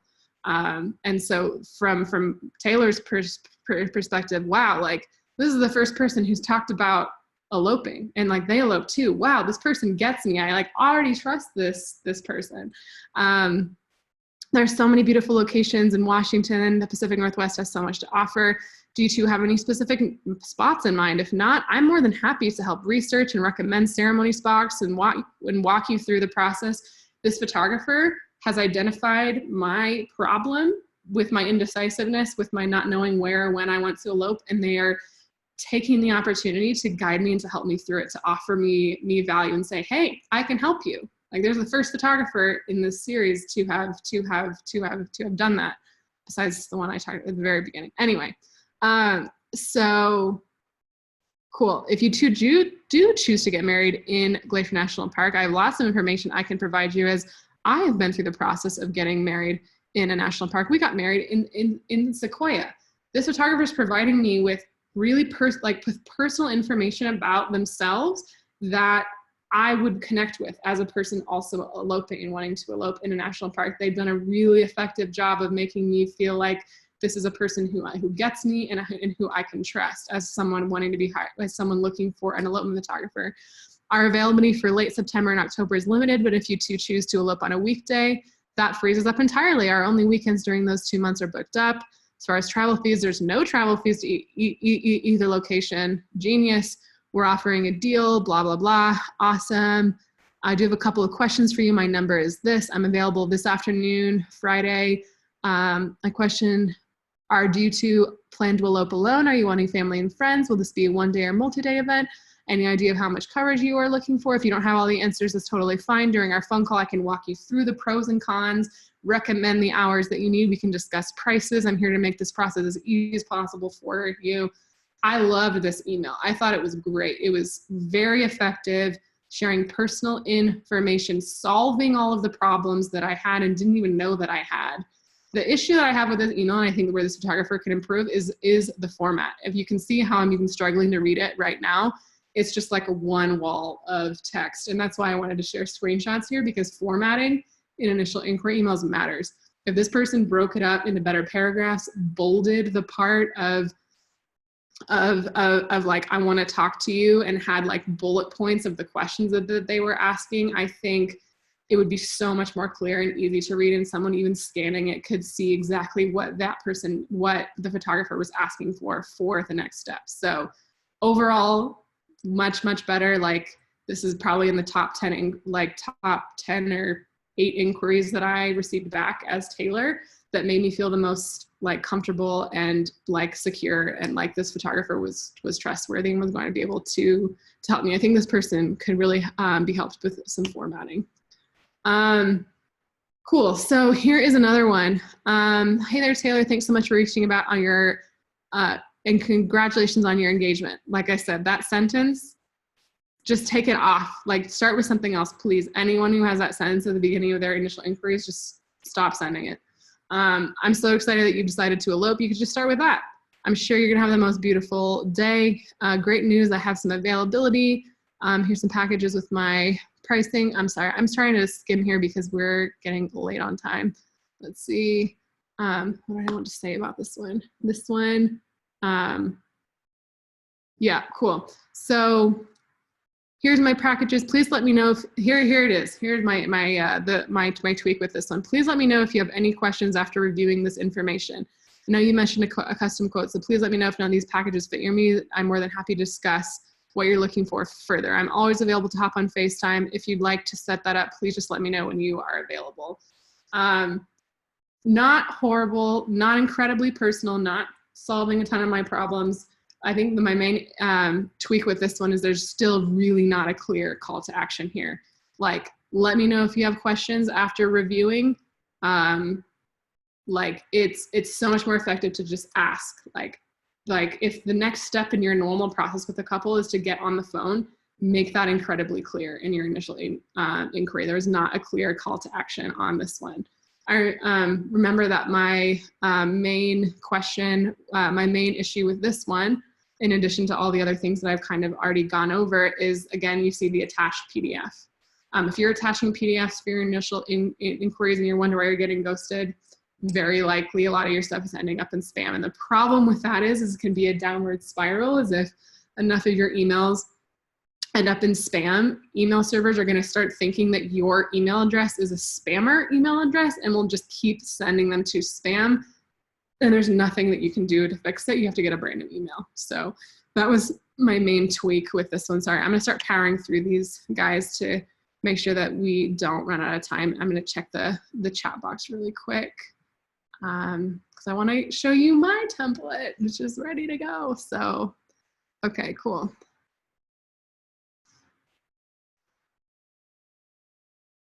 All right, every single course, workshop, class, etc. that I've learned about inquiry responses said to keep the reply super short, ask one personal question, ask for a call or video chat. I really thought that that's what I was doing, LOL.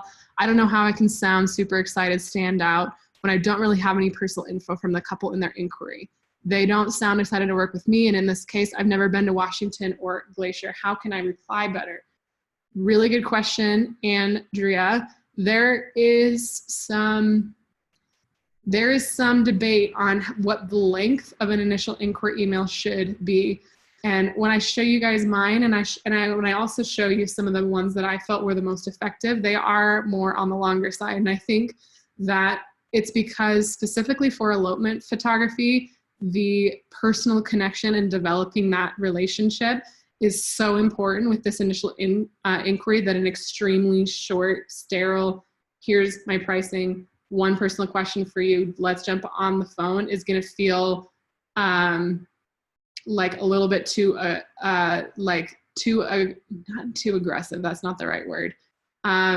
Not personal enough. I think to have someone carve out an hour of their time or a half an hour of their time to get on the phone with you, they need to be already pretty sure that they're not wasting their time getting on the phone. Like, you need to give them enough personal information about you for them to already tell like whether they're going to be a good fit or not. And you have some of this information on your about page. You have some, if you don't feel like you're getting personal information from couples from your contact form, probably look at what questions you are asking and give them a better opportunity to give you information that you could connect with and then reply back to. Paula says, would you recommend to replace the initial line of thank you for reaching out, congratulations on your engagement? I will show you when I get to my initial inquiry. Cool. So, okay, I'm gonna go over the few that I received that I thought were the best, were the most helpful. Again, putting myself, this is a very specific exercise about like the typical elopement inquiry that my business receives. So again, my advice here is really specific to this target market. And if you have a completely different target market, I really suggest testing, getting data, like testing for yourself with your couples, what's being the most effective as far as number of inquiries and your booking rates and your booking revenue. So hi, Taylor. Thanks so much for reaching out. I'm so glad we connected. I appreciate you taking the time to email me. Your elopement sounds awesome. Eloping is the best because you truly enjoy the day and can spend it with the people you love the most, whether that's just the two of you or including a few family and friends. Washington is such an amazing state and so much diversity and so beautiful, wild places. Do you have an area in mind already or an idea of how you want your wedding day to be? I love working with my clients to find a perfect location for their ceremony. I'm happy to help if you're still looking for a spot. I also like to ask my clients some detailed questions and use their answers to help them plan out a day that's meaningful and fun. That's what's great about eloping. You can really do whatever you want. I'm here to help with whatever you need, like planning a timeline for the day and getting the best light for photos, checking into if you need any permits for locations, recommendations, or other vendors to work with. To give you an idea of my style, they linked some galleries. For pricing information, take a look at this link. If you're, I'm skimming a little bit. I love to chat with you and Alex so we can get to know each other better and to hear what you have planned or would like to do for your elopement. Do you have time to Skype or do a phone call this week? Again, thanks so much for getting in touch with me. Let me know if you have any questions. Yes, this one is definitely on the lengthier side, but personally, putting myself in the shoes of someone who's eloping, and I did elope myself as well, this photographer did an incredible job of making me feel like they get me, that they're on the same page with me about my vision for my wedding day already right off the bat in the first email. They personalized it. They are solving problems that I didn't even know that I had. They're giving me value before I've even paid them a single penny, of saying like, yeah, I'll help you even put together a timeline and what the best light for photos is and if you need a permit.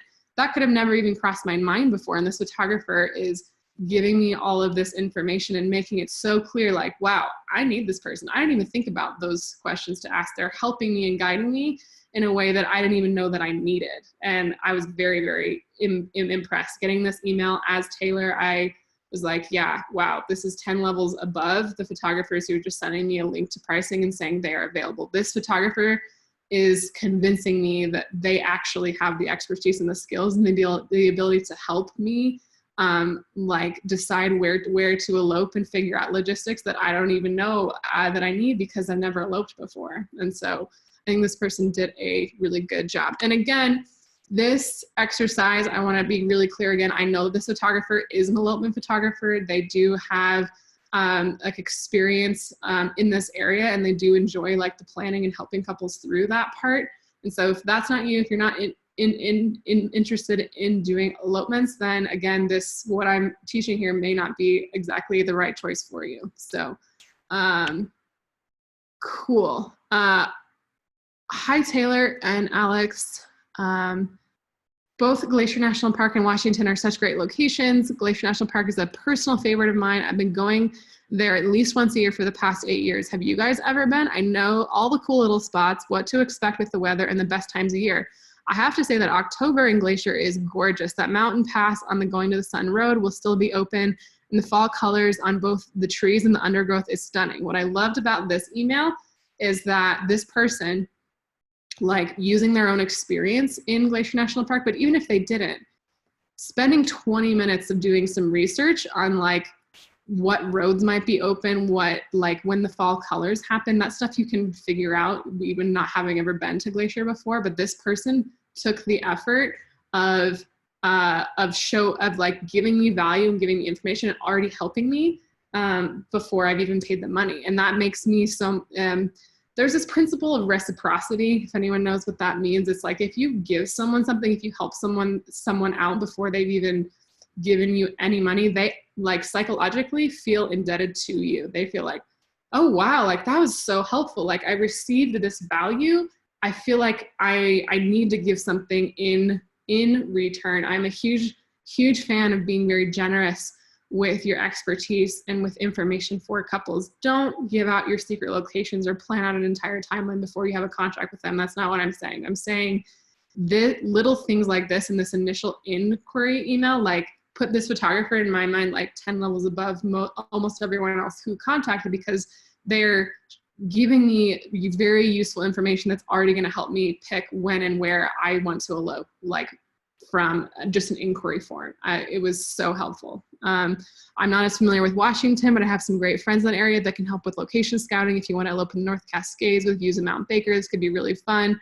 They asked they asked a question in their contact form that I used the whole Mountain Baker information for, so they personalized it. I really appreciated how this person seemed to be extremely honest with their expertise.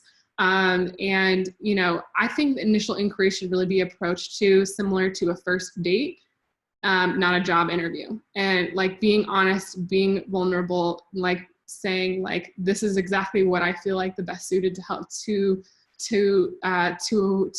help you in, I think is a really great way to go. And yeah, if I was super set on Washington, this person saying I'm not as familiar with it may make me go in another direction, but this photographer is being honest, and that's like a win-win. That's an ethical way to treat a couple for sure. All right, this is the last one, and I can show you my template, and I can't believe this is gonna be 2 hours instead of 1. I did not anticipate this. I need to cool it when I do another one of these. This is intense. Okay, so this person is the same person who I showed at the beginning did a really effective like automated response. This was their initial inquiry email back to me, which I thought was, again, really good. So first off, major congrats are in order. I'm so stoked the two of you have chosen to elope. 100% convinced elopements are the best. This person is, you know, giving me, in their second paragraph, they're giving me personal information. If you haven't read, I'm a Phoenix-based photographer. I'm obsessed with dogs and hiking and eating chips and salsa and bohemian, and I'm cuddling a sweet 10-pound dog, Lulu. I love how elopements allow you to express who you are as a couple, getting married in an incredible location. They're giving me great information here. The only part that I didn't think was that helpful was talking about being published. I really don't think couples care. I don't think not that they don't care, but I don't think they know what it means, and it's not that effective, and it doesn't necessarily need to be in your initial inquiry email, because again, this is a first date, not a job interview. This person is doing a good job of treating it like a first date, in the sense they're giving me personal information for me to connect with. Getting to know my clients is super important to me. I want to make sure that we're a perfect fit for one another. If you wouldn't mind answering these questions, that gives some great questions, and they have in bold, I would love to help you guys find the perfect location and timing for your elopement and make sure it fits everything that you're looking for. In one sentence, in bold, this person is giving me all that I wanted as Taylor. I needed some help. I needed some guidance. I don't know when or where I am eloping. And this person is saying in bold in one sentence, I can help you. I can solve the problem that you need. They identify my problem and they're helping me solve it. That's marketing in a nutshell. So I'd love to hop on the phone with you two sometime this week. And then in bold, would Wednesday or Thursday this week work for the both of you? So great. Honestly, like this is probably the overall best initial inquiry email that I saw. Just of how clear it is, how they're using formatting, how they made it personal, like really gave me the chance to connect with them. So, okay, I'm gonna check out the chat and then I will show you my initial inquiry response that resulted in booking this, $9,000 12-hour elopement. So let's look at that really quick. Oh man, I was excited to see what you say about mine and I scrolled. Did I? Oh, I didn't know that I scrolled past it. Oh, did I miss something, Nina? I'm sorry, hold on. What did I scroll past? Who did I scroll past? I'm so sorry. Is this yours, Nina? Is this the one? 2 or 3 below that? Let's see. I'm sorry, I did not mean to scroll past it. Is it this one?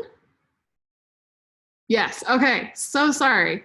Let's do this. I did not mean to scroll past it because I did pull it out, Nina, cool. Okay. Hi, Taylor and Alex, congrats on your engagement. Thanks for reaching out.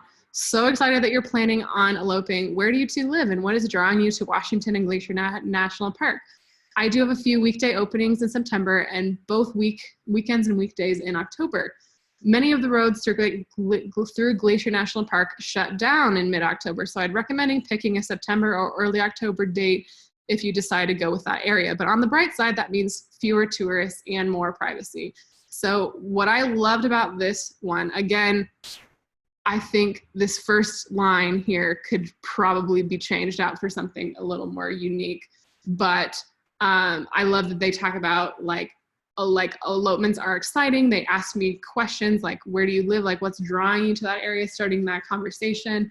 But my favorite part of this email was the photographer showcased her expertise and potentially solved a massive problem that I didn't even know that I had. Like maybe I didn't know, it's entirely possible. I've found a lot of couples don't know that, high mountain passes close at a certain point and they can shut down as early as October. And so that this photographer is automatically right off the bat saying, thinking, oh, they're saying September or October in Washington or Glacier. I know that Glacier and I can tell, even if she hadn't been there, you can Google that information on a national park website to see historical data on when that road has closed in the past, and already giving me that information. And I already felt so I trusted her, and she was definitely an expert that I was gonna be able to, that was gonna be able to really help me figure this decision out of when and where.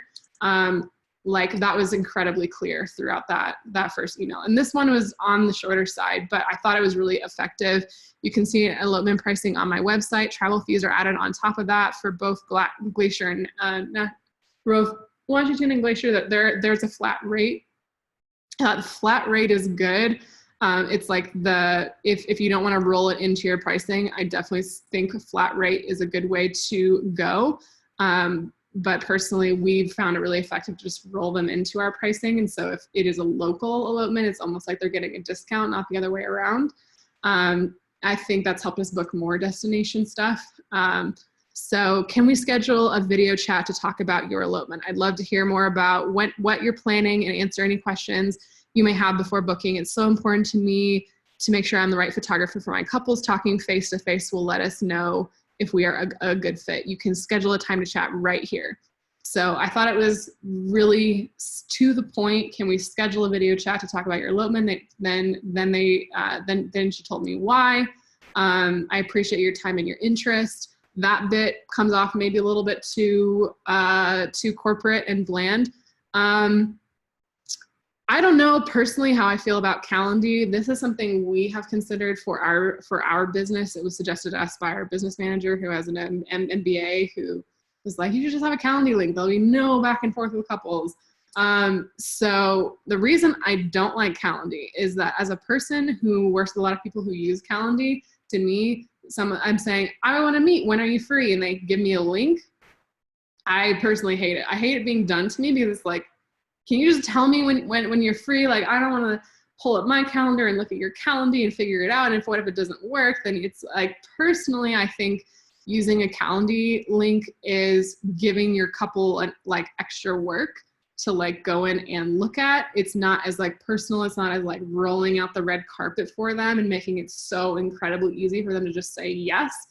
But it is going to save any future back and forth. So I think it would be interesting for a photographer to like A/B test that, to test like if they give a person 2 really specific times that they can just pick from, or 2 or 3 like right there in that initial email instead of that Calendly link, like how many emails back and forth and like what's the booking rate and booking average long term, like test it out, send like half and half to all inquiries, and like after a month, like see what the results are and see which is more effective.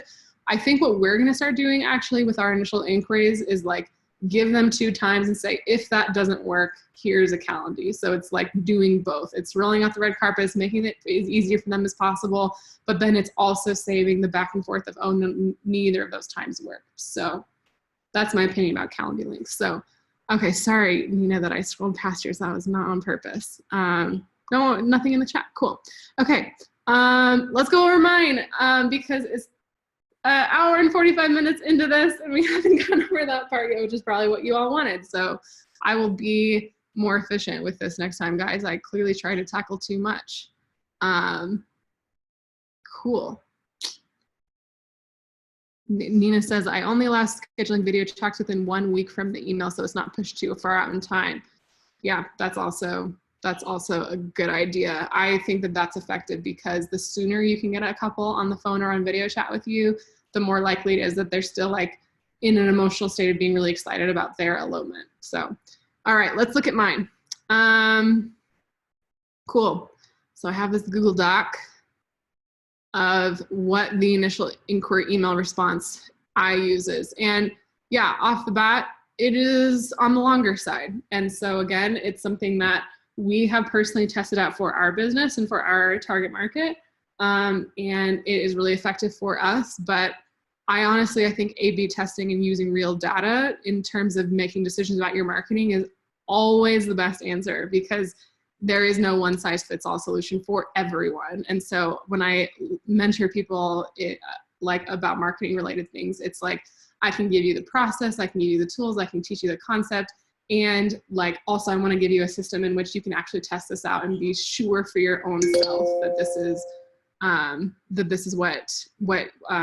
that this is going to really be effective for you and actually work. So, this is my initial inquiry response to this inquiry. They answered the question, what's the best adventure you've had together? Summiting Mount Baker. So my initial inquiry says, hey, Taylor and Alex, like, what? You climb Mount Baker? That is epic. It sounds like an elopement is absolutely perfect for you two adventurous souls. And I am stoked that you connected with my work and reached out. My 2019 season is filling up fast, but luckily I still have some September and October availability, and I can't wait to chat with you. Both Washington State and Glacier National Park are seriously 2 of my favorite places in the US. You definitely did a kick-ass job of narrowing down to those 2. When we get on the phone, we should definitely chat about the difference in weather between September and October, as it changes pretty much every week during that fall period, whether you pick Washington State or Glacier. There are a few high alpine roads in both of those locations that close during that time of season, so I'd happy to help you navigate all that. I'm very familiar with these areas. I have loads of suggestions for other gorgeous spots too if you're still exploring different ideas. I'm especially passionate about helping couples find hidden gem, off the beaten path, stunning, local secret type of locations to say their vows. I absolutely believe that eloping is the best way to get married. There's nothing more that I love than helping couples create the authentic, intimate wedding day of your dreams, whether you conquer an amazing adventure together where you conquer an amazing adventure together and have the privacy of safety to truly be yourselves. Elopements bring the focus of a wedding day back to you two as a couple and don't have the performance or production vibe of a normal traditional wedding. You can design the best day for the two of you from start to finish, and at some point in your grand adventure, you'll be in a gorgeous and unique location to commit your lives to each other. I would love to get to know you better and chat with Phone to hear about your vision for your day. It's really important to me to work with couples who desire intimate wedding photos that tell the epic story of their adventurous day. I don't book everyone who wants to hire me. I believe it's really important to have a photographer that you really fit and connect with. Is there a good time for us to chat by phone soon? I have today from 4 to 5 Pacific and 10 to 2 p.m. Pacific tomorrow. What works best? Before we chat, please take a look at my pricing guide at the following link. And here are some recent links to some full day elopement galleries. I think you two might really enjoy to check these out and get a sense of what telling the whole story of an elopement day looks like. I'd also be happy to connect you two with awesome vendors like a florist or an officiant or help you in any way. I'm really excited to chat with you more. Please let me know if I can call you today from 4 to 5 p.m. or 10 to 2 tomorrow, what works best. So let's break this down. I'll explain why my initial inquiry email is formatted this way, because it is really strategic. So let me pull up my notes. Okay, so I think that with the discussion and with the debate around how long an initial inquiry should be, I do phone chats, not Skype, right? Yes, I only do the phone, and I'll give you a couple of reasons why. Phone calls, I think for initial inquiries are a lot easier to set up. You'll be able to get couples on the phone faster than you will be able to meet up with them in person or Skype them, because it doesn't require, you know, having a really quiet setting where you can look at a video and hear the right audio and like, and you know, couples feeling like they need to dress up or look a certain way, present themselves in a certain way.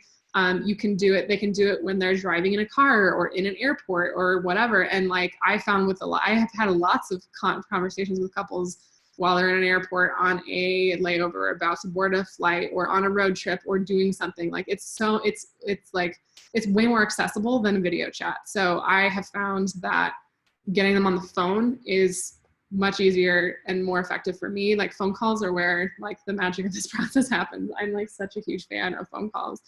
Okay, overall, the email structure. It's so important to realize that couples are making emotional decisions about their wedding planning, not logical ones. They're not purchasing car insurance. They're not making a spreadsheet and lining up like how many hours and how many photos and how much it is, and that's how they're making the final decision about their wedding photographer. If it was, there would be no high-end wedding photographers, but that's not how couples make decisions about their weddings, especially if they care about them. If they care about their wedding, they're wanting a photographer that they can trust, that they feel is going to help them and is an expert. There are two incredibly important things to communicate in your initial email to a couple. You need to communicate empathy and communicate authority. And what I mean by that, from an empathy standpoint, you need to help a couple feel like you get them. And if you don't have any questions on your contact form that they would fill out and that you can respond in an honest way that will help them feel that you get them, then you should add that to your contact form. And so for me, like I've found that the question that works really well for us is this question: what's the best adventure you've ever had? And if a couple from Texas is saying like, we've never been to Colorado before, like just looking at the mountains is the best adventure we've ever had, and they say they want to elope in Rocky Mountain National Park, my email says like, oh my gosh, you haven't been to Rocky? Like, it's incredible. Like, if you do like mountains, you're going to be blown away by Rocky Mountain National Park. Like, you know, I have, you know, having worked with a lot of couples from Texas, when you guys get here, you're just going to be unbelievable to you how incredible this location is. So it's really important to be honest and authentic and like give the couple information about you that's going to enable them to get a much better sense of like who you are and if you are a good fit for specifically them. Because again, up until this point, all of your marketing materials are not talking to a specific person.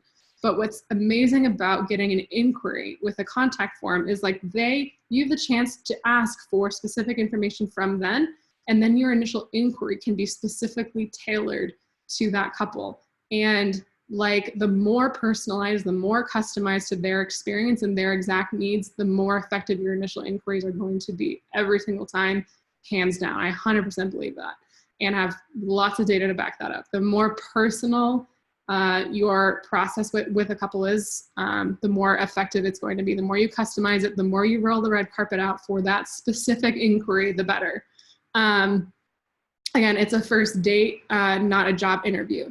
One of my favorite quotes about customer service is, your customer doesn't know how much you care. The customer doesn't care how much you know until they know how much you care. And I believe that that is so true about initial inquiry responses and the way that photographers market in general, that emotional connection, that personal connection and trust is so valuable. And it's 10 times more important and valuable for elopements when you might be the only other person who's witnessing their vows. Like, you gotta be personal, and you gotta be giving them something that they can emotionally connect with or not connect with. Like, you gotta be honest and vulnerable right off the bat. And so that is why the first part of this email is structured the way that it is. So someone asked, how much of an email am I customizing? I'll show you right now exactly what I customize. So this is all custom for each couple, and these are custom for each couple. And actually, this is custom for each couple. And what do I mean by that? So the entire first chunk of the email, I want to make it incredibly clear right off the bat. They're not just getting a copy and pasted stock email. Yes, the rest of the email is a template, but the first bit is completely customized every single time. I imagine when I'm writing the email that I'm talking to them specifically. I put myself in their shoes, and I imagine, like, if they were sitting right next to me and I got the chance to talk to them face to face right now, like, what would I say? What would I write down? So it's as personal and real and honest as possible. We have multiple different pricing guides depending on the location. So if they're asking about an international destination, we have an entire pricing guide that's just about that, because we have different collections and offerings for that. So I'm not giving one giant pricing guide where 80% of the stuff isn't relevant to them. I'm customizing the experience, and like, they're only getting a pricing guide that has photos and has information that is specifically relevant to them. So we have, between the three of us, I don't know, like 21 different pricing guides. So 7 times 3 photographers, depending on what they need. And so that's customized. And then these gallery examples are customized based on where they are going. So this person is talking about Glacier in Washington. So I'm giving them PNW and Glacier National Park elopement galleries as examples. So it is as much of a slam dunk home run as humanly possible. Cool. So those are the parts that are customized in this email. P.S. Someone asked that. Don't forget that this is your very first chance to get to connect with a couple on a personal level. If you're not asking personal questions on your contact form, this is going to be hard to do. And so, again, like a lot of other photographers did that I showed, I also really try to solve a couple's problem before they've even gotten on the phone with me. So again, like some other photographers did, I'm talking specifically about, you know, what differences there might be between September and October, like giving them the heads up that there might be roads that might be closed that might affect their decision. I'm right off of that communicating, I'm the expert you are looking for. I'm the person who can guide you through this process. And if another photographer isn't saying that, even if they have the exact same qualifications as me, I'm going to get hired, not them. So communicating the value that you can provide to your couple is so important in that initial email. So yeah, one other thing, this line in this initial inquiry email, I can't remember exactly when I added this line to initial inquiries, but personally, it is my favorite. I think it's a really important and effective line here. And again, I think it's good at positioning, at not making yourself seem too desperate, like you book everything that comes your way. Even if you do, and even if you need to pay the bills, I think, and this line is very true and honest for us, is that we don't book everyone who wants to hire us. I believe it's really important to fit with a wedding photographer, and especially for elopements, that's super, super crucial. So this is giving a couple information of why I want to get on the phone with them. Once we started adding this line to initial inquiries, which for me probably was 4 years ago, it was amazing to me how the tone of that initial phone call and the tone of the initial responses I was getting from couples changed because it's very different than the way a lot of photographers communicate of like, pick me, I can do anything, I can go anywhere, I'm the one for you. And I'm saying, this is me, this is what I'm passionate about. If this connects with you and aligns with you, great. But also know, like, I'm not desperate, I don't book everything that comes my way. We need to talk, we need to get on the phone to see if you can work with me. So I've seen some photographers do this in their initial contact form, like kind of making it like an application and, you know, making them answer really hard questions to even be able to get in touch with you. For me, it's this one simple line that is indicating, like, we need to make sure that we're on the same page. And I've also found that having this line in an email lays the groundwork for if later in the process I get a red flag that's like a real red flag, not a couple needs to be gently educated red flag.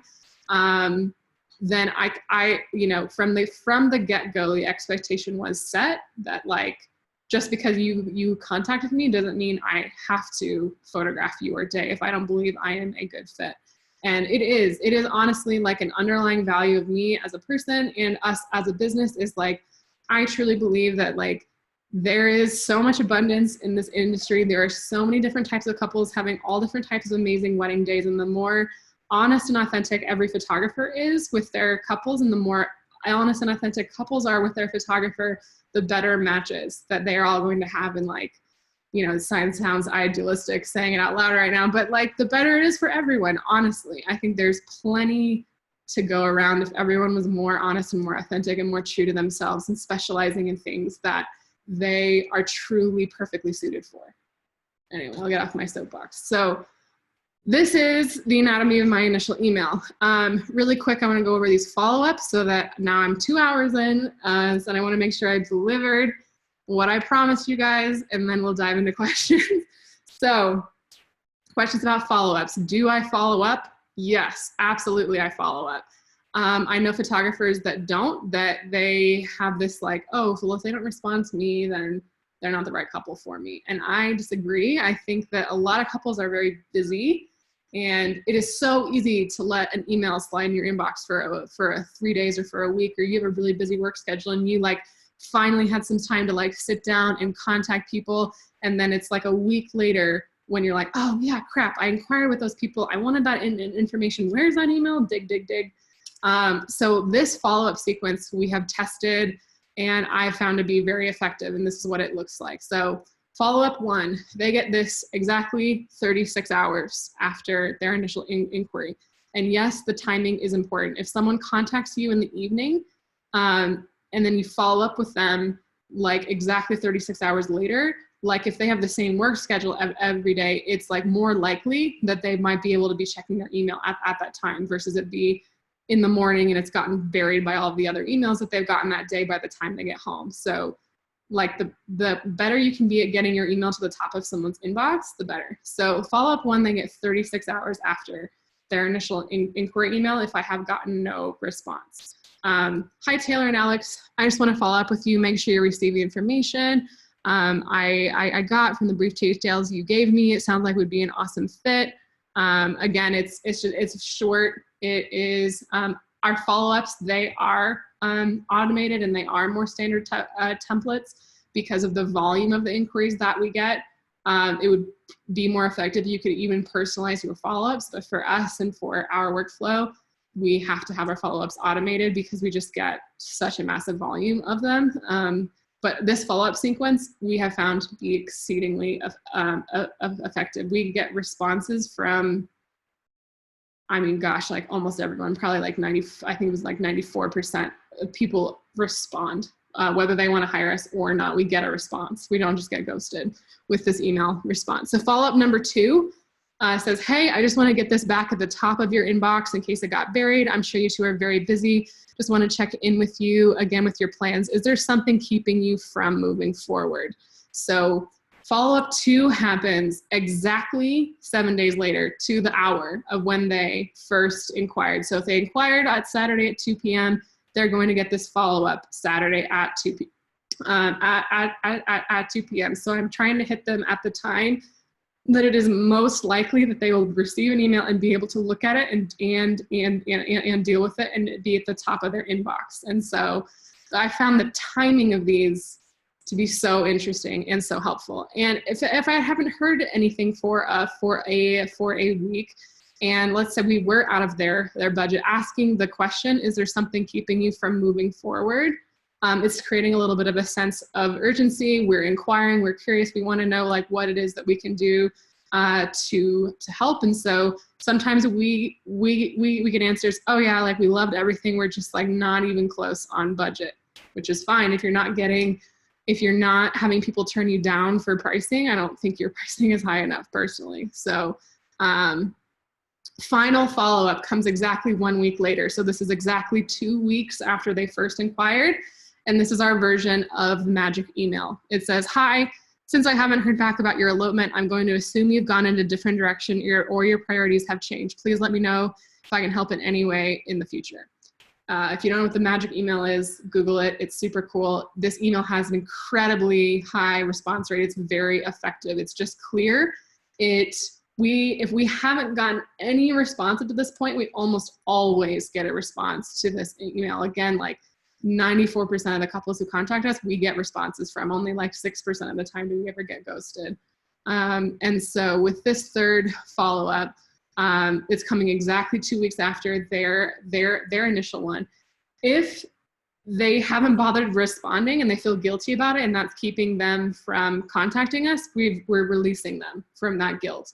And if that's the reason why they weren't talking to us, like they'll be like, oh, okay, they're not mad at me for not responding. They just are assuming I've gone in a different direction, but I'm not. I am actually interested. Let me reply to them now. If they like have gone in a different direction, we're essentially saying, no hard feelings, no big deal. Let us know if we can help. We've released any of that awkwardness. So we'll get responses, emails saying, oh yeah, so sorry, like our parents, you know, we told them about our plans of eloping and we're just not eloping now. Like we're deciding to have a big wedding, so sorry. So that happens too. And then we almost always get a response. And the other reason I'm such a huge fan of follow-ups is because so few photographers do them. And then out of the photographers that do them, so few of them do them for like over a 2 week period, in the sense of we've had many couples hire us because we were literally the only one to follow up with them. And they had a busy schedule and we were the only photographer that they could find like at the top of their inbox with their busy schedule. And like maybe the other photographers replied to their initial inquiries quickly, but they didn't feel as taken care of by those other photographers because they never followed up. So I think follow-ups are a service, and as part of being a service provider in a service-based industry, I think that if you're not doing them, there's a missed opportunity there, personally. So, okay, that was it. Yay. Okay, let's look at the chat here. Wait, Q&A?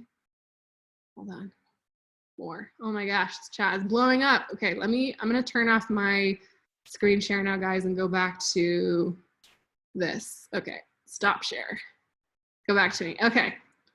Oh my gosh, so many questions. Let's see. How do you feel about how she listed 3 nights of accommodation? Is that helpful or is that too much info? I think it could be helpful, but for me personally, we just like to make the fact that we're rolling in our travel be just a service, be something like, hey, you don't have to worry about us. You don't have to worry about how we're getting there, where we're staying, any of it. We've got it. We've got it covered. You don't have to think for a second about it. So I don't necessarily tell couples like how much lodging or whatever they're paying for. because I think it's just as effective or possibly more helpful to just say, it's covered, it's just a flat rate, we'll take care of everything, you don't have to worry about it. So, cool. Had a huge increase in the number of couples who scheduled video chats since I started using Calendly. That's super cool to know, Nina. Honestly, this isn't something that I wanted to test and I wanted to try because I know that I'm not everyone and I'm not necessarily the perfect avatar of the perfect example of our target market. And so my gut feel is like, oh God, I hate Calendly. Anyone who gives me a Calendly link, I'm like, no, like just tell me when you're free. Like I personally hate it and that's maybe why I'm biased about it, but we are going to be testing it out to see what's the most effective. Cool.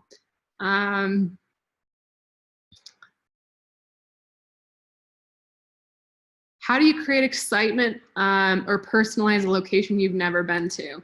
Great question. I do this all the time. And it's probably because I'm obsessed with travel guides and obsessed with Google Earth Pro and like Location Scout as a hobby. And I am a really an avid traveler, whether I was a wedding photographer or not. I'm addicted to like buying cheap flights and bumming around the world. My fiance and I are just like shoestring backpackers. We just love going anywhere we can get to super cheaply and just hanging out in hostels and backpacking around the world. Like we love doing that. And so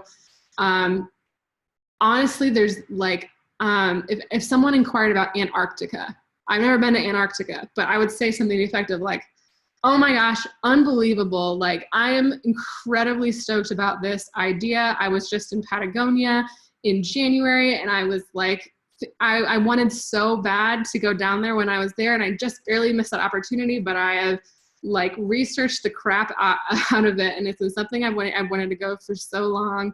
And I would, and based on my research, I was like, well, what part of it are you wanting to go to? Were you thinking about doing a cruise? Were you going to take the helicopter to Prince Edward Island? Or were you going to take the plane that lands on the sea ice? Like, I know this stuff because I've researched it, because I like traveling. And so that's going to come across in a genuine way. If you don't like traveling, if you don't like researching, if you genuinely are super lost about a location that a couple is wanting to elope, I'd say either spend the time seriously researching it, or like another ethical way of approaching it would be to say, hey, like, I don't know if I'm quite the right photographer for you. I've honestly never been there before. I wouldn't even know how to help you. Like I think that it's really important for photographers to be honest about their experience, to not get themselves or their couples into a situation where they are unprepared to help their couples. If you are communicating and presenting yourself as an expert and as a guide, I think it's really the only ethical way of being a business owner is to have that be backed up by real experience. And so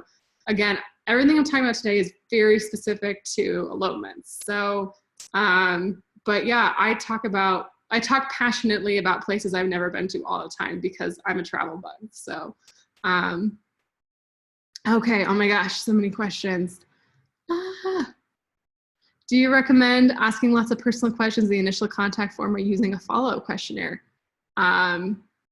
So we send a questionnaire later in our workflow. We get the point of initial inquiry emails to get them on the phone. The point of the phone call is to get them to sign a contract and pay a deposit. And then we send them a questionnaire, which then helps us plan their day. So we do that part later. Do you say links were not a great thing to add in there? I don't remember saying links were bad. Sorry, did I say that? Links are not bad. I was going to ask about not booking everyone. I wanted to add a similar thing, but I'm scared it will sound weird or non-inclusive. I think the only way it would sound weird or non-inclusive is if your portfolio isn't diverse. I know some photographers who ask for couples to send them photos, either they ask for Instagram handles in their contact form or ask to send photos. For me, I really personally don't like that idea, and I wouldn't do it for my own business because I would never, ever, ever want a couple to even have the thought cross their mind that I'm going to be scrolling through their Instagram, looking at how pretty they are, how white they are, how heterosexual they are, whatever. Like almost all the couples that I book, I have no idea what they look like, because for me, it does not matter at all. It's not going to affect my ability to give them an incredible experience or how much I'm excited about to be their day. I love talking to couples on the phone and connecting with them. And I think it's incredibly fun to not know what they look like and to be able to like connect with them as human beings and as people, not by like them being worried, oh my God, is my Instagram feed curated enough? Like Maddie Mae, is she going to want to hire, like is she going to want to work with us? I do not want to create that scenario whatsoever. I would never want a couple to feel that way. So I've never had anyone think that that line came off weird, but again, our representation and diversity is really important to us. We are like very openly like pro marriage equality and equal human rights, and we like never have what a couple looks like be any kind of a factor in the decision of whether they can work with us or not. So how long between initial inquiry and your initial response? Good question. As fast as humanly possible. You can never respond to an inquiry too soon. It's like you can respond a minute later, and I think absolutely the faster the better. And a really good way to think about it is imagine that while they're filling out your contact form, they are also filling out 5 other photographers' contact forms. And statistically, research and data proves like you being the first one to respond to them, it gives you a drastically better chance of booking that couple. Like if you don't like answering emails on the weekend and someone inquires on a Friday night and another photographer inquires, like responds to them right away, by Monday when you respond to them, they could have already booked another photographer. And before I started responding to initial inquiry emails, like as fast as humanly possible, that happened to me all the time. I would get responses back saying, oh, sorry, we already booked someone else. And that doesn't happen anymore. We get responses saying, oh my God, like, thanks for your quick reply. Like 70% of couples who respond, like in their response to our initial inquiry email says something to that effect, like, oh my God, thanks for your incredibly quick reply. That's so helpful. That's such good service. How do you keep track of your follow-ups? So we use Dubsado right now, their kind of lead tracking system to keep up with our follow-ups. So a CRM is a really good way of doing that for sure. In the past, I've used a spreadsheet or used labels in Gmail or whatever. You can set different settings in Gmail or with the plugin Boomerang to, like, if someone hasn't replied, to have the email like boomerang back into your own inbox to remind you to follow up with it. So that could be an effective approach if you don't have a CRM. What CRM are you switching to from Dubsado? We're looking at Pixify right now because as a team, we've outgrown Dubsado. Think you have different ideal clients. Personally hate phone calls, only do video. Cool. Run with the video then. Again, do what works for you. I hate video calls. You can't tell, like, especially at the beginning, I was like, honest to God, terrified to be sitting in front of a camera with you guys today, because I feel like I'm incredibly awkward on video chats. Like, I love the phone call because I can like walk around and like think really clearly and pace and be walking my dog and doing something else. I feel like I'm the most effective on the phone. If you feel like you're the most effective on video, absolutely do video, no question about it. Can you do one of these videos on travel hacks? Yeah, that would be super fun. How long are your phone calls? 20 to 40 minutes, depending if we have like a ton in common and we just like get lost in like having a really good conversation, or if like it's like a more straightforward call and they're like super ready and I don't need to spend a ton of time convincing them. Sweet. Do the subject lines of emails matter? Oh, Nina, thank you for asking that question. Yes, I was going to say that. I forgot to when we were going through these things. So by the way, guys, it's 2 hours and 20 minutes later. I promised you guys an hour. I feel like very silly for having gone over this long. So I'm going to answer Nina's question, and then I'm really excited to do more of these, and I will be much better at scope creep and like picking a single topic and sticking to it. I was really passionate about talking about contact forms because it was on my mind after filling out 70 of them this week. So, but yeah, I'm gonna answer Nina's question really quick, and then I have to go because I need to eat and my dog needs to pee. So we'll do this again, I promise. It was really fun. At least I'm having fun. I feel like I'm talking to myself because I can't see anybody. Maybe next time I should like let people be little people and like I can see people. That might be more fun. We'll see. Okay, So I'm gonna go back to screen sharing really quick and answer Nina's question. Share screen, cool. Okay, so yeah, that was something I wanted to, so really quickly, look at the subject lines of these emails that are coming in.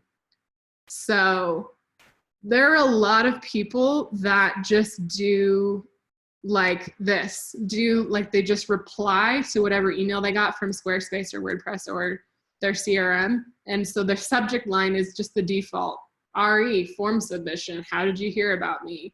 Like, that's giving me no reason to open it.